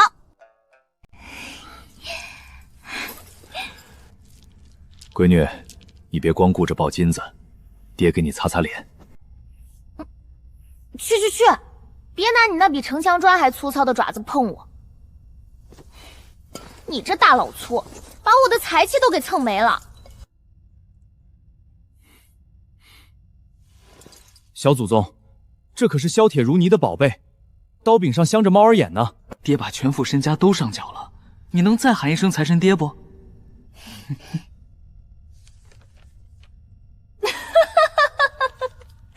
看你这蠢样！乐儿，这毒妇虽然被打入了冷宫，可姜家那帮老狐狸绝不会善罢甘休。虽说咱们手里如今有了血书，还有狗剩那个人证，可姜家在朝堂上树大啃深，明日早朝，姜维那老狐狸若是见势不妙，大可来个汽车保帅。那老东西只要一口咬定是姜氏一人所为，他姜家毫不知情，甚至装出一副痛心俯首的模样，大义灭亲，那咱们顶多废个姜氏，根本就动不了他姜家的根基，反倒会打草惊蛇。舅舅，你这就叫死脑筋了。瞎眼老头说了，套麻袋打闷棍，你不能当着他的面举着棍子追。自己跳坑？这朝堂上的事怎么让他自己跳？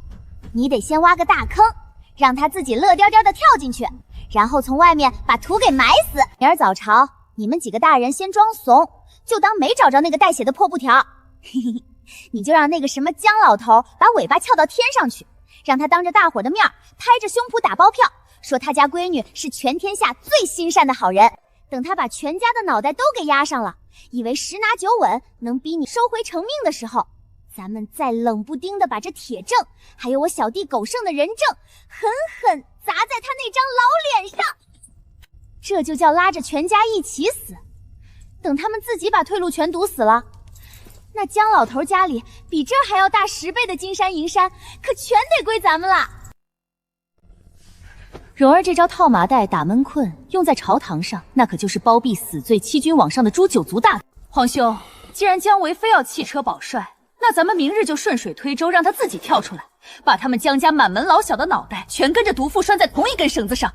到时候铁证如山，咱们就能名正言顺的满门抄斩，抄诺家产。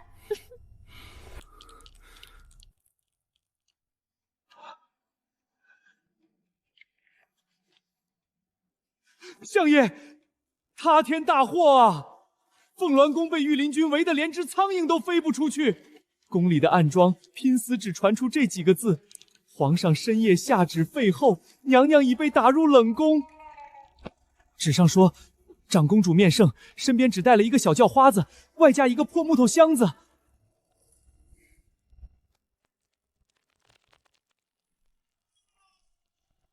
叫花子，破木箱。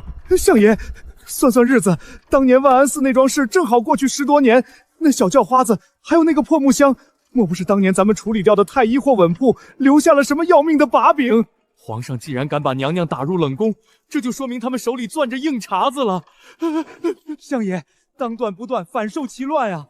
趁着明日早朝，皇上还没发难，您赶紧写到请罪的折子，就说皇后娘娘也是为了维护皇家体面，而咱们对后宫的事毫不知情，哪怕是舍了娘娘这颗棋子，也得把咱们姜家满门300口人的命给保住啊！哼，蠢货，没脑子的废物，体面！你真当老夫当年冒着诛九族的死罪，在背后替他扫尾灭收，是为了宁乐那个疯女人的体面？宁乐是皇上的心头肉，萧烈手里握着大宁朝最凶煞的10万玄甲铁骑，当年那块肉若是活下来，皇上定会顺水推舟赐下昏旨，把这2人死死绑在一块儿。若真是这样，这朝堂之上哪还有咱们姜家文臣立足的份儿？姜家全得被挤到臭水沟里去。那孩子根本不是个普通的野种，那是一把能把咱们江家连根铲除的活铡刀。老夫就算拼了这条老命，也绝不能让那个孽种活在这世上。可皇上连木箱子都找出来了，若是明日他们拿出铁证，咱们拿什么翻盘？哼，铁证。孙权啊，孙权，你跟在老夫身边20年，怎么连这最秋眼的官场把戏都看不透？老夫问你，当年万安寺那个女婴是怎么处置的？回相帅，娘娘当年传出的话是说孩子生下来就是死胎，为了保全皇家体面，娘娘命万安寺的知客僧把那死婴直接扔进了后山的净火池里焚化了。这就对了。那净火池是寺庙里专门用来焚烧高僧元甲法体的火炉子，里头常年烧着桐油和松木。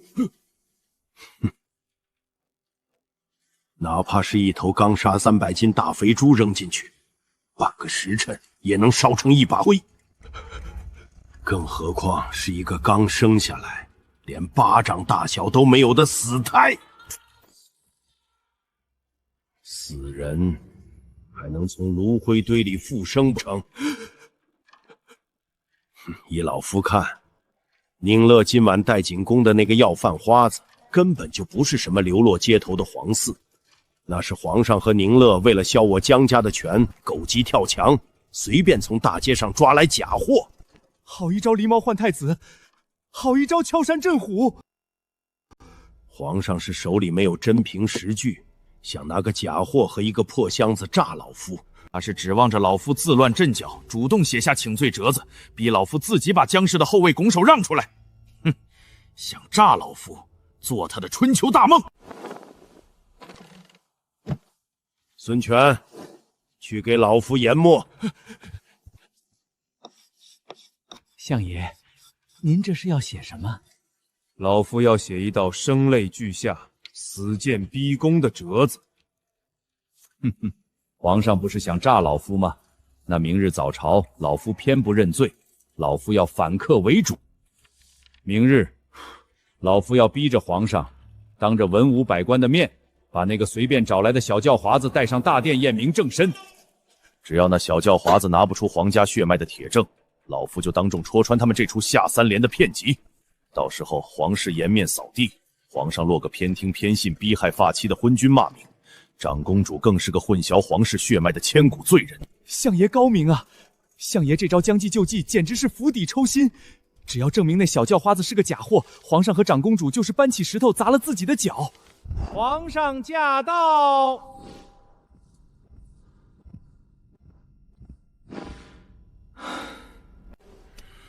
众位爱卿，今日就不议政了。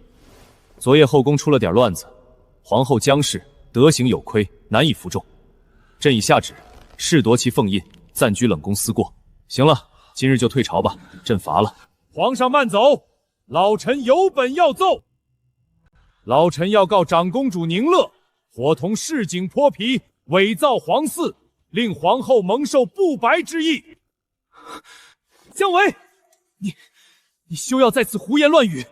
皇后德行有亏，你怎敢将这等谋逆的脏水胡乱泼在长公主身上？娘娘性子纯良，不愿与这等粗鄙之人计较，更不忍伤了皇家体面，这才含冤受屈，被打入冷宫。可老臣身为人父，身为大宁朝的丞相，岂能眼睁睁看着皇后蒙此不白之冤？那10多年前的万安寺旧事，旁人不知，老臣却是一清二楚。哦，你知道什么？当年那死胎早就被送入净火池，在熊熊烈火中烧成了一把飞灰，死人岂能复生？长公主分明是随便从天桥底下找了个市井乞丐，借着当年那桩暗事借机生事，妄图扳倒皇后，动摇我大宁朝的国本。诸位同僚，国母受辱，皇权被蒙蔽，我等身为读书人，饱读圣贤书，岂能坐视不管？皇上今日若不验明正身，还皇后一个清白，老臣今日便是一头撞死在这金卵上，也绝不苟活。臣等附议，请皇上验明正身，严惩构陷皇后之徒。若皇上不允，臣等愿随丞相大人撞死在这金銮殿上，以死明志。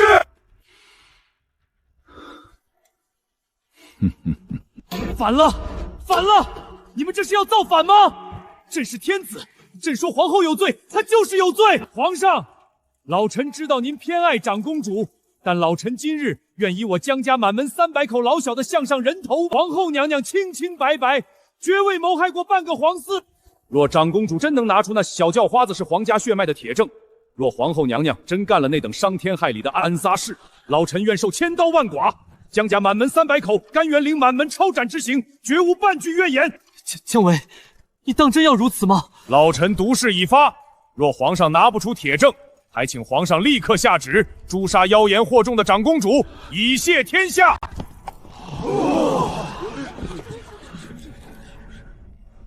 大胆狂徒！金銮大殿，启容尔等千驴携市井乞丐擅闯，长公主伙同镇北王，竟然真把这等来路不明的野种带上朝堂，这分明是视皇家如儿戏。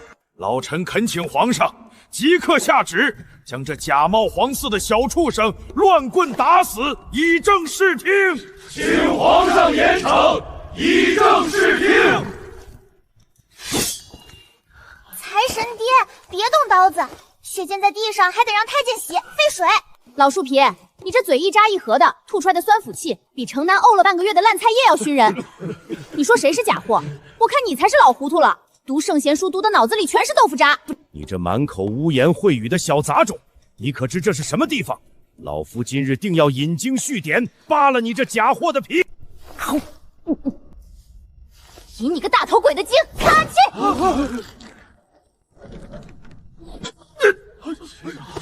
什么安杂东西也敢往老夫脸上扔！老眼昏花了，不认字？那我就念给你听。这血布条上写的清清楚楚，你家那个心肠黑透了的闺女，10多年前拿刀架在王太医全家老小的脖子上，逼着人家把活蹦乱跳的娃娃说成死胎，还让人把娃娃扔进净火池里烧成灰。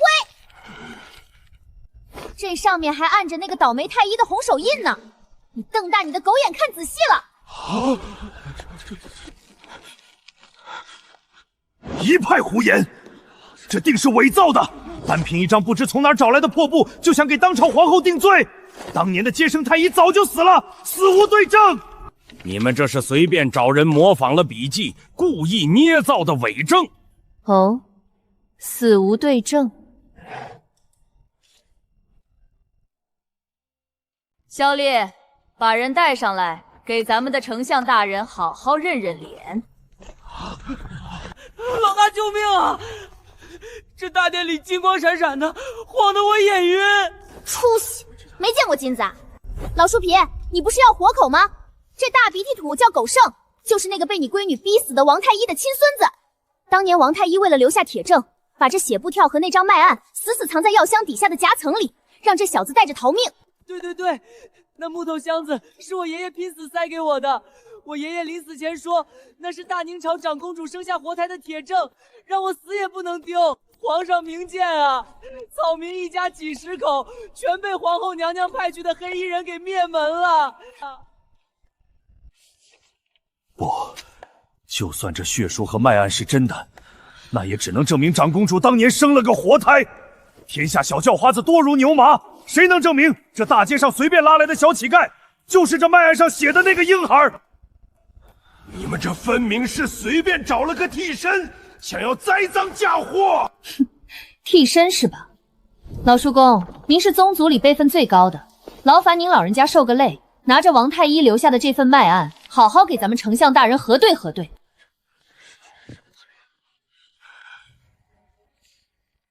蓉儿，掀衣服。满朝文武跟前掀衣服，我以后还不要在道上混了？今天不给一动金子，休想看我的胖蛾子！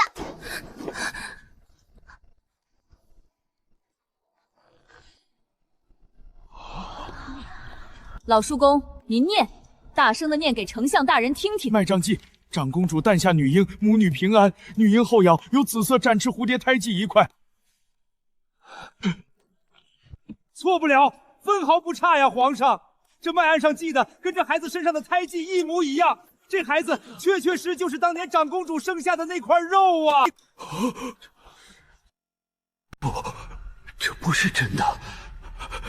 老夫的算计天衣无缝。老树皮，你刚才不是说只要核对了铁证，你们全家就甘愿领那个什么满门抄斩的刑罚吗？我虽然不会引经据典，但也知道做买卖得讲诚信。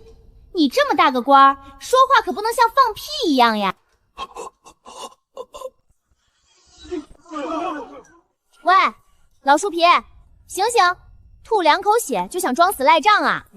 天桥底下的叫花子骗铜板都不用这等老掉牙的招数了。方才你可是当着满朝文武的面，把你们全家300口人的脑袋全给压在赌戳上了。这会儿输了个底朝天，你就往地上一躺躲清闲？做买卖可没有这么不讲规矩的。王公公，去提1桶洗抹布的凉水来，把咱们这忠心耿耿的丞相大人给朕好好浇醒。朕的圣旨还没下，他这条老命还得给朕留着听旨。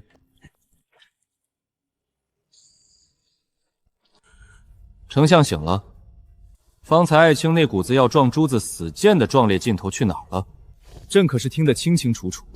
你说长公主伪造皇嗣，你说姜氏清白无辜，你更是拿你姜家满门300口老小的项上人命，当着文武百官的面立下了那等毒誓。姜维，你教女无方，残害大宁朝嫡出血脉，如今铁证如山，你非但不思悔改，竟还敢在金銮殿上倒打一耙，纠结党羽死谏逼宫，包庇死罪，欺君罔上。你姜家好大的胆子！不是这样的。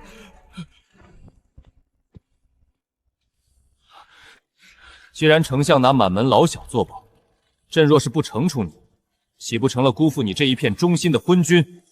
传朕旨意，姜氏一族犯欺君谋逆之大罪，即刻革去姜维丞相之职，姜家满门老小悉数打入天牢，秋后问斩。其门下今日参与逼宫附议者，一律革职查办。皇上开恩了，臣等是被姜维这老贼蒙蔽了呀！皇上，哼，朕北王听旨。臣在。姜维老贼把持朝政多年，府上不知贪没了多少民脂民膏。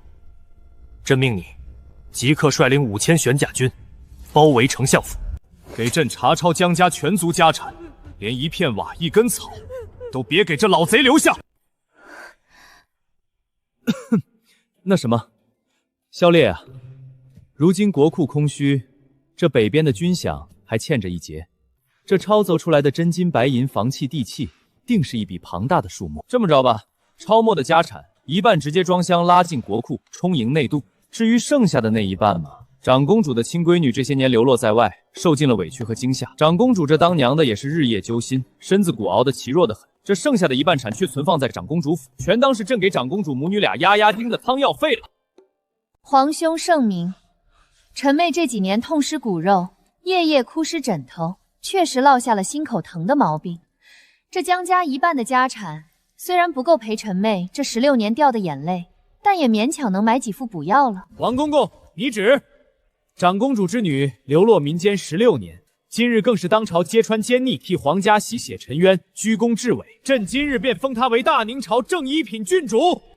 既然这孩子这么会要账，这么会替皇家开源节税，那封号就叫招财，招财郡主，赏黄金1000两，良田百顷，10亿万户。财神爷，那可是我皇帝舅舅盖了运玺的奉旨抄家呀！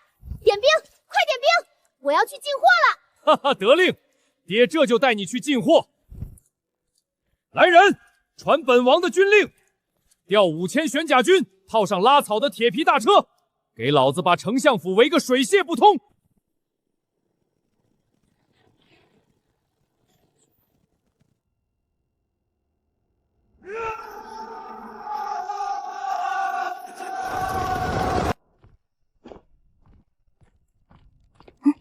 这个月的亮晶晶的。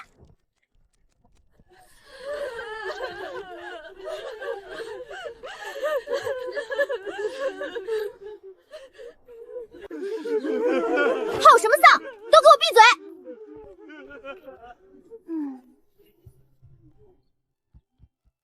这汉白玉瞧着成色不错，能凿了当磨刀石。弟兄们，听好了，今儿咱们的任务就是发家致富。凡是金光闪闪的装箱，凡是看着值钱的古董字画打包，就连院子里铺的这些个青石板，要是底下压着银撮子，也统统给我撬开！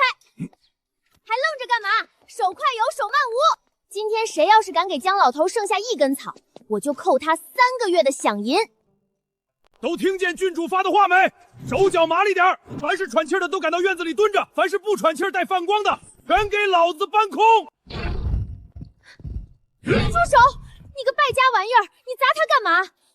没看见那大花瓶上画着小人和花花枣子吗？东街当铺的钱掌柜说了，这种带画的瓷罐子能换100头大肥猪呢。你赶紧去后院茅房扯几床破棉被过来裹上，磕掉1块瓷皮，我扣你半个月的肉包子。还有那个门环上头黄锃锃的，瞧着跟金元宝一个颜色，别干看着，拿钳子给我抠下来。就算不是金子，拿回去化了也能打2口炖肉的大铁锅呢。看什么看？按郡主说的办。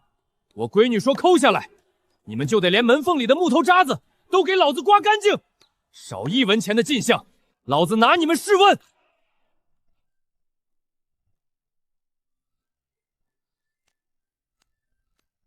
走，去老树皮的书房，那老头心眼多，肯定在那儿藏了吃食。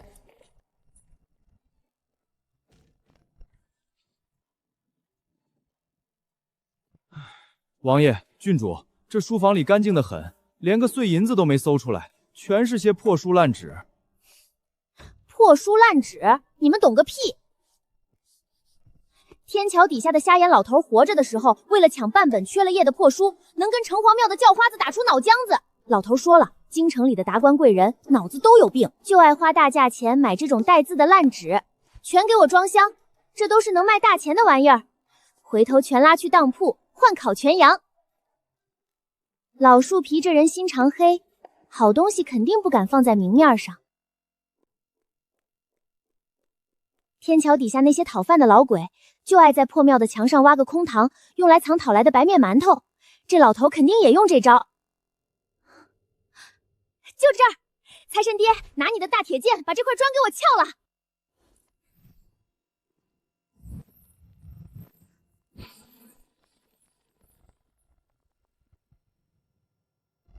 哇，果然。娘哎，金砖，全是金砖！发财了，发财了！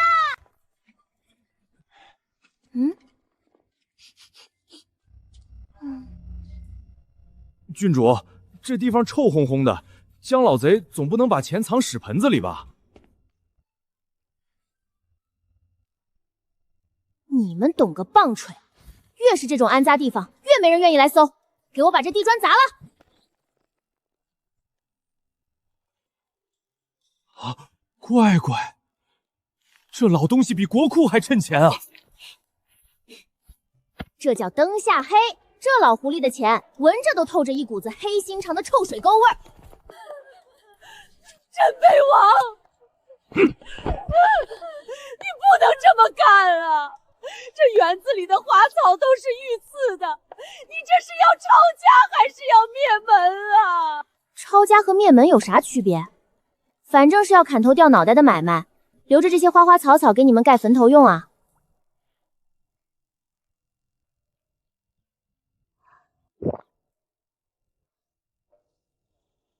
财神爹，那个长着大红鳞片的，晚上做个红烧鱼块；那个带黑斑的，拿来炖豆腐肯定香。郡主哎，使不得呀！那是姜老贼花了1000两雪花银一条，从江南买回来的风水锦鲤，一条鱼比咱们一匹战马都贵。1000两，1000两一条的鱼，那炖出来的汤喝一口都能长生不老了。捞，全给我捞走！今晚咱们公主府全府上下吃全鱼宴，连池子里的水都给我拿大水桶舀干了。看看底下有没有沉底的铜板和金珠子。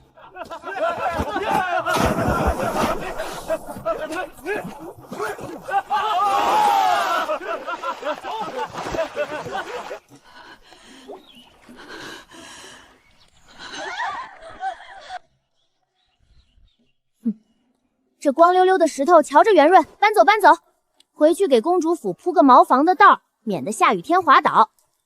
这派湖石长得奇形怪怪的，肯定能忽悠钱，砸成块装车。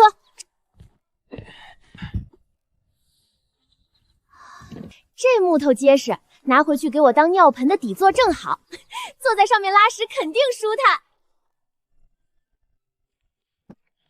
爹亲自扛，绝不让这椅子磕着碰着，保准让我闺女尿得舒坦。哈哈哈哈哈！这偌大的相府，终究是我的了。这下好了，老子的绊脚石全没了。哼，今天帮着干了这么大一票买卖，宁乐肯定对老子刮目相看。今晚老子就能堂而皇之的住进公主府，老婆孩子热炕头，连被窝都得是暖和的。弟兄们，走着，护送郡主回府。总算不负所托，这些物资应能解燃眉之急。不错，数目都对得上。闺女，爹给你把尿盆底座扛回来了。赶明儿爹就让人把中间掏个窟窿，底下垫上最软和的蜀锦，保准你坐着拉屎比坐龙椅还舒坦。算你这大个子识相，没把我的尿盆磕坏。外头的烟杂事儿，我都替你们娘俩清扫干净了。那老毒妇的私库，还有江家那老贼的金山银山，我也一分不少的全拉进咱们府里的库房了。这天色也不早了，我那镇北王府4年没住人，连床被褥都发了没？今晚我是睡西厢房呢，还是直接睡你的主屋？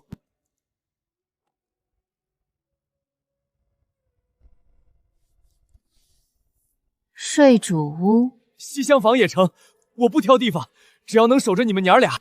滚！乐儿，你这是干什么？我今天可是出了大力的。你还有脸提你出了大力？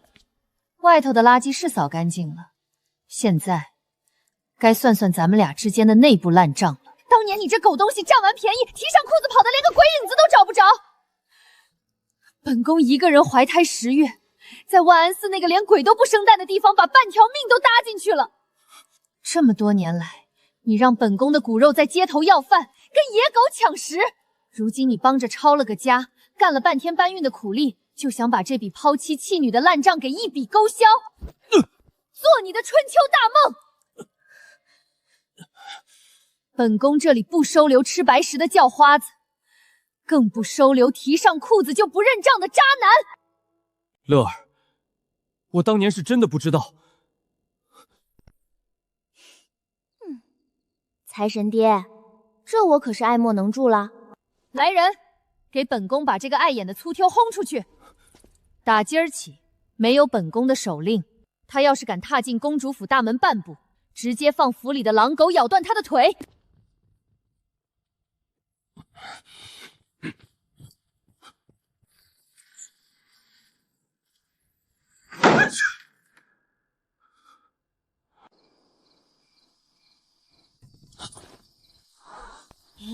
喂，底下的要不要上来一起吃？闺女，亲闺女，快给你娘求求情，把你爹放进去。爹这还穿着单衣呢，外边风大，再冻着你爹这身老骨头。大个子，你省省力气吧。菩萨娘亲刚才发话了，说你是个熬干了的废弃药渣，留在府里也是占地方。瞎眼老头教过我，拿人钱财替人消灾。我虽然认了你当财神爹，但这长公主府可是菩萨娘亲的地盘，我可不敢违逆大金主的意思。那爹怎么办？爹连镇北王府的兵符和私库钥匙全上交了，现在兜里比脸还干净。爹总不能真去天桥底下睡桥洞吧？想进这个门，倒也不是没有法子。想啊，你爹我可太想了。咱们这公主府正好缺个1等1的贴身大护院，看在你长得像座黑铁塔，往大门口一站能吓退8条野狗的份上，我可以大发慈悲，收你当个头号保镖。护院好，爹就给你当护院，保准连只公苍蝇都飞不进咱们家的大门。不过咱们规矩得讲明了，想进府挂牌当差，得先交入伙的孝敬钱。看在你块头大的份上，收你10口大铁箱的真金白银，少一个铜板，门缝都别想挤进来。爹的王府私库，还有当年打仗攒下的赏赐，今天白天全让你们娘儿俩给搬空了。没钱你跟我在这费什么唾沫星子？你堂堂一个大将军，手底下那么多副将参将，难道还榨不出一点私房钱？去，找你那些当兵的兄弟借去，凑不够银子，明天就别来敲门。拿好你要饭的家伙事，明儿见不到金子，我放狗咬你！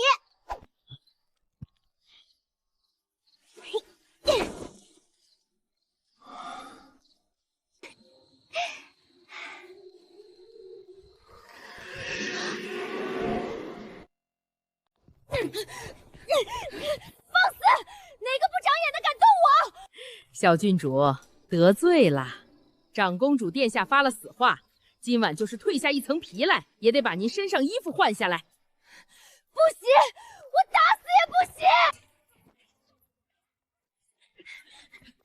菩萨娘亲，你不能这么干呀！我不要换光鲜亮丽的衣服，穿上了就没办法再去街上混了。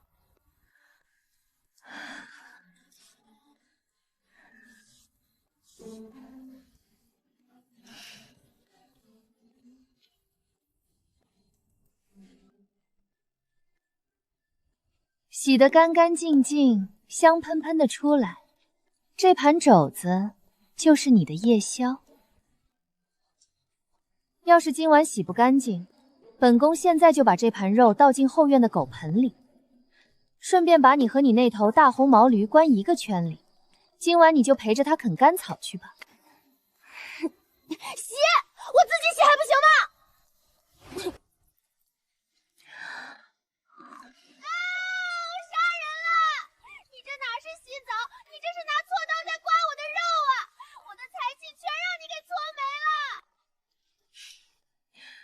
给他好好搓搓，搓不干净别来见我。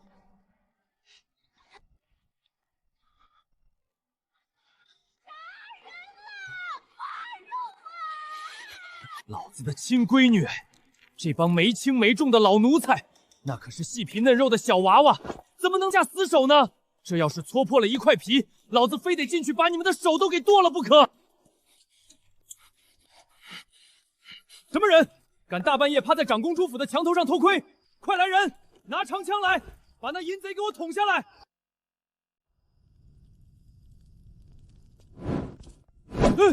别瞎捅，老子只是路过抓野猫的。长公主殿下，小郡主洗干净了。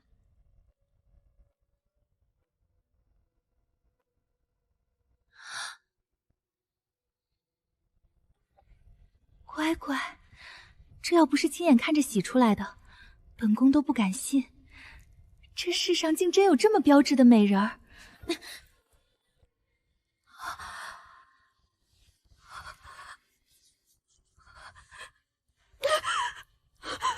完了，全完了！菩萨娘亲，你这下可把我给坑苦了呀！你瞅瞅镜子里这倒霉模样。白生生的，一身的富贵娇气，顶着这么一张脸去天桥底下要饭，谁还信我是个3天没吃过饱饭的苦命人呢？那些好心的瞎眼大娘，肯定以为我是哪家大户跑出来玩耍的富贵千金。别说大肉包子了，连半个松窝头都不会施舍给我了。这简直是活生生断了我的财路啊！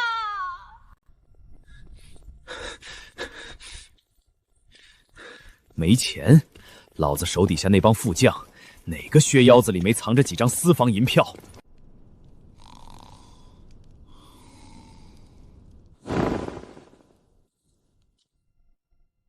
起来！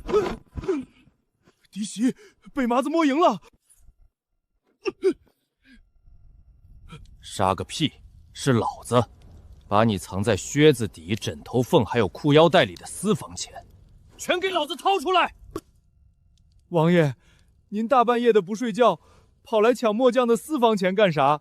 末将这可是抠搜了3年，预备娶婆娘的老本啊！你娶婆娘，老子连亲媳妇和亲闺女的大门都进不去！少废话！老子借你的钱去交入伙费，等明儿老子领了差事，护院的月令银子发下来，双倍还你。王爷，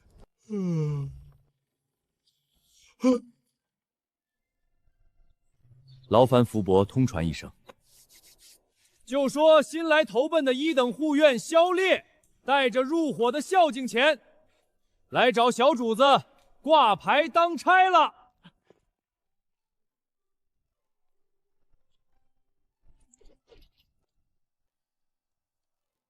萧大将军，你当本宫这长公主府是什么收破烂的当铺吗？几箱子沾着脚臭味的散碎银两，就想把当年拍屁股走别的烂账一笔勾销？趁着街上还没人，赶紧滚回你的王府去，免得丢了你10万大军的脸面。这是我闺女昨儿个亲口定下的入伙孝敬钱，做买卖得讲诚信，这可是她老人家的原话。谁敢断我的财路？打开，全打开！哈哈哈哈！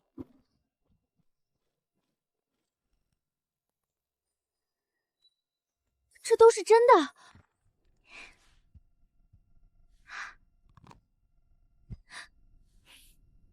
硬的，好货。菩萨娘亲，送上门的肥羊不宰，那是要遭雷劈的。这钱我收了。哈哈哈，好闺女，那爹这就算是进了门了。慢着，这钱顶多抵得上你当年吃白食的旧账。你想进府端这碗饭，不能白吃白喝，得守我定下的规矩。守，全守。你就算让爹去后院掏大粪，爹也绝不皱半下眉头。掏大粪太屈才了，你这块头，往门口一杵，城隍庙的恶鬼都不敢往里进。从今往后，你就是我钦定的1等贴身大户宴，管吃不管住，饷银月底结，我指东，你不能打西。我让你去追狗，你不能去撵鸡，听明白了没？属下领命。大护院萧烈，今后为小主子马首是瞻。哼！大护园，我要吃核桃，牙咬不动，给我砸。得嘞。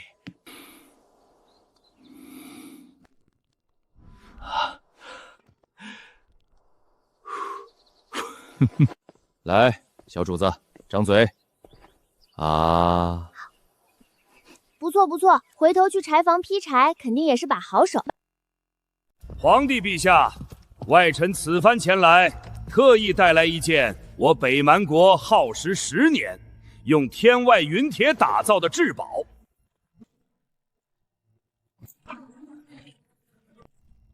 我北蛮国主说了，大宁自诩天朝上国，地大物博，定然是能人辈出。这天机锁，在我北蛮无人能解。若大宁国能有人在1炷香的时辰内徒手解开这天机锁，我北蛮国甘愿奉上双倍的岁贡。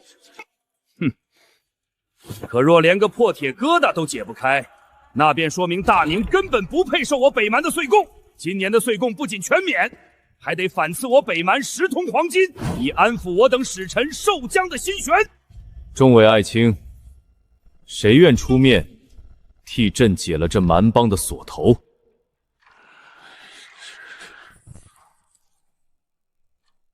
哈哈哈哈哈！大宁的文武百官难道全是些酒囊饭袋吗？看来今年的岁贡，外臣可以原封不动的拉回去了。唉，蛮夷狡诈，这锁头当真是天下无解呀！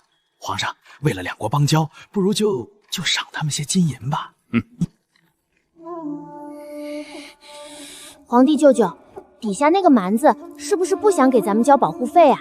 蓉儿，那锁确实邪门，这要是真输了，舅舅不仅丢脸，国库还得大出血。哼！哈哈哈哈哈！哟，大宁朝难道是没人了吗？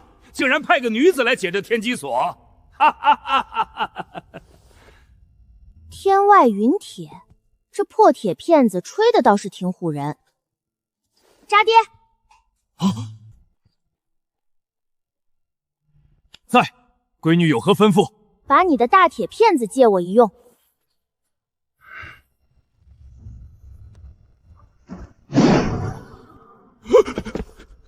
你们想干什么？大宁朝解不开锁，难道要当堂动武，坏了两国邦交的规矩吗？哼，规矩？天桥底下的瞎眼老头教过我，任何一把没配钥匙的破锁，要是拿手不开，那就找块最硬的板砖，照着锁眼使劲砸，给我劈了它。得令。不要！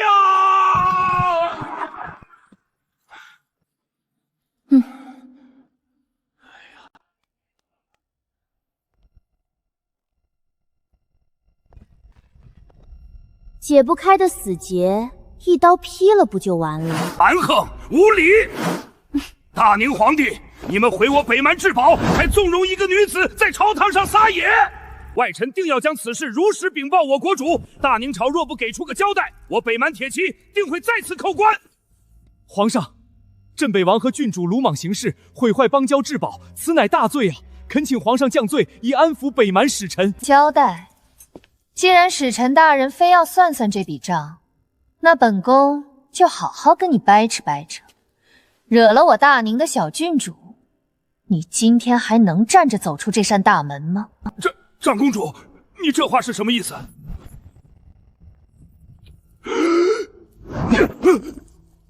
你这蛮子记性都被狗吃了吗？这破铁疙瘩是你自己抬上大殿，求着我们来解的吧？这简直是……你不跪在地上磕头谢恩也就罢了，竟敢在大殿之上咆哮朝堂，惊扰圣驾！本宫现在就是一鞭子抽死你！你北蛮国主怕是连个屁都不敢放！皇上，谁敢多嘴，老子今晚就去他家拆房子！哼！你们这是强词夺理，欺人太甚！欺负你怎么了？金主娘亲说的对，买卖既然做成了，这账咱们就得好好算算。方才你嚎的那两嗓子声儿太大，不仅惊到了我，还吓到了皇帝舅舅。哎呦，朕这头疼的厉害啊！听见没？皇帝舅舅龙体欠安，这笔惊吓安神费算你50万两白银。你还没完呢！这把绝世宝刀砍了你这块不值钱的破烂，把刀刃都给磕薄了。这笔磨刀折损费再加10箱子金条。我北蛮男儿宁可玉碎，绝不签这等屈辱的字据。你们若要钱，有本事就从外臣的尸体上踏过去。哼，玉碎，哼，玉碎。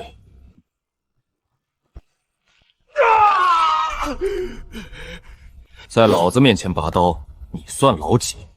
想死容易，把字签了，老子亲自送你上路。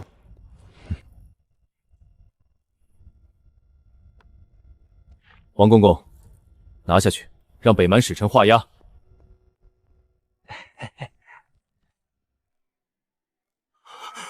不签，外臣就算死，也绝不签这等丧权辱国的字状。渣爹，他不会写，你来帮帮他。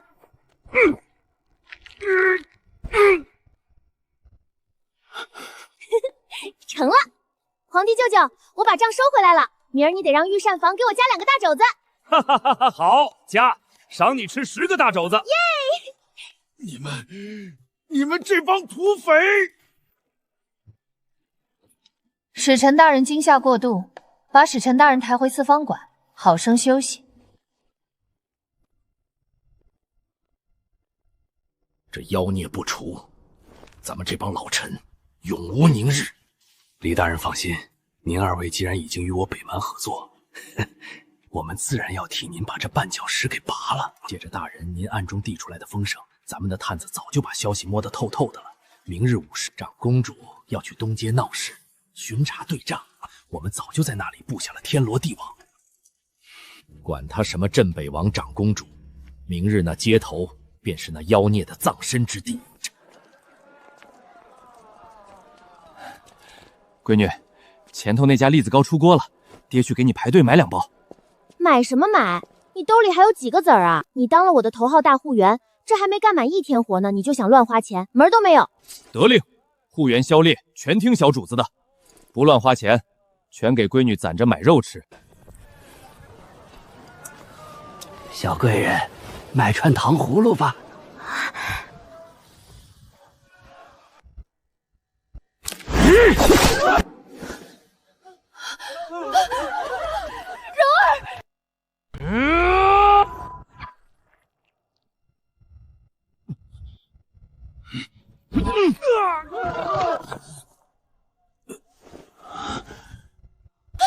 炸爹，你这傻大哥是不是脑子进水了？你不是说你是来混饭吃的吗？谁家伙计连命都往里支啊？爹没事儿，爹皮厚，城墙砖都没老子的皮厚，别怕，有你炸爹在这儿，全京城的阎王爷也休想带走老子的闺女。姓萧的，你给本宫把眼睛睁开！你欠本宫的烂账还没算清，你今天要是干死在街上，本宫就扒了你的皮，把你的骨头扔进护车里喂王八！本宫没点头，阎王爷也休想受你这条贱命！还杵着干什么？去找门板来，把人抬回府，立刻派人去太医院，把所有会解毒的老东西全给本宫绑来，治不好镇北王，本宫让他们一起陪葬。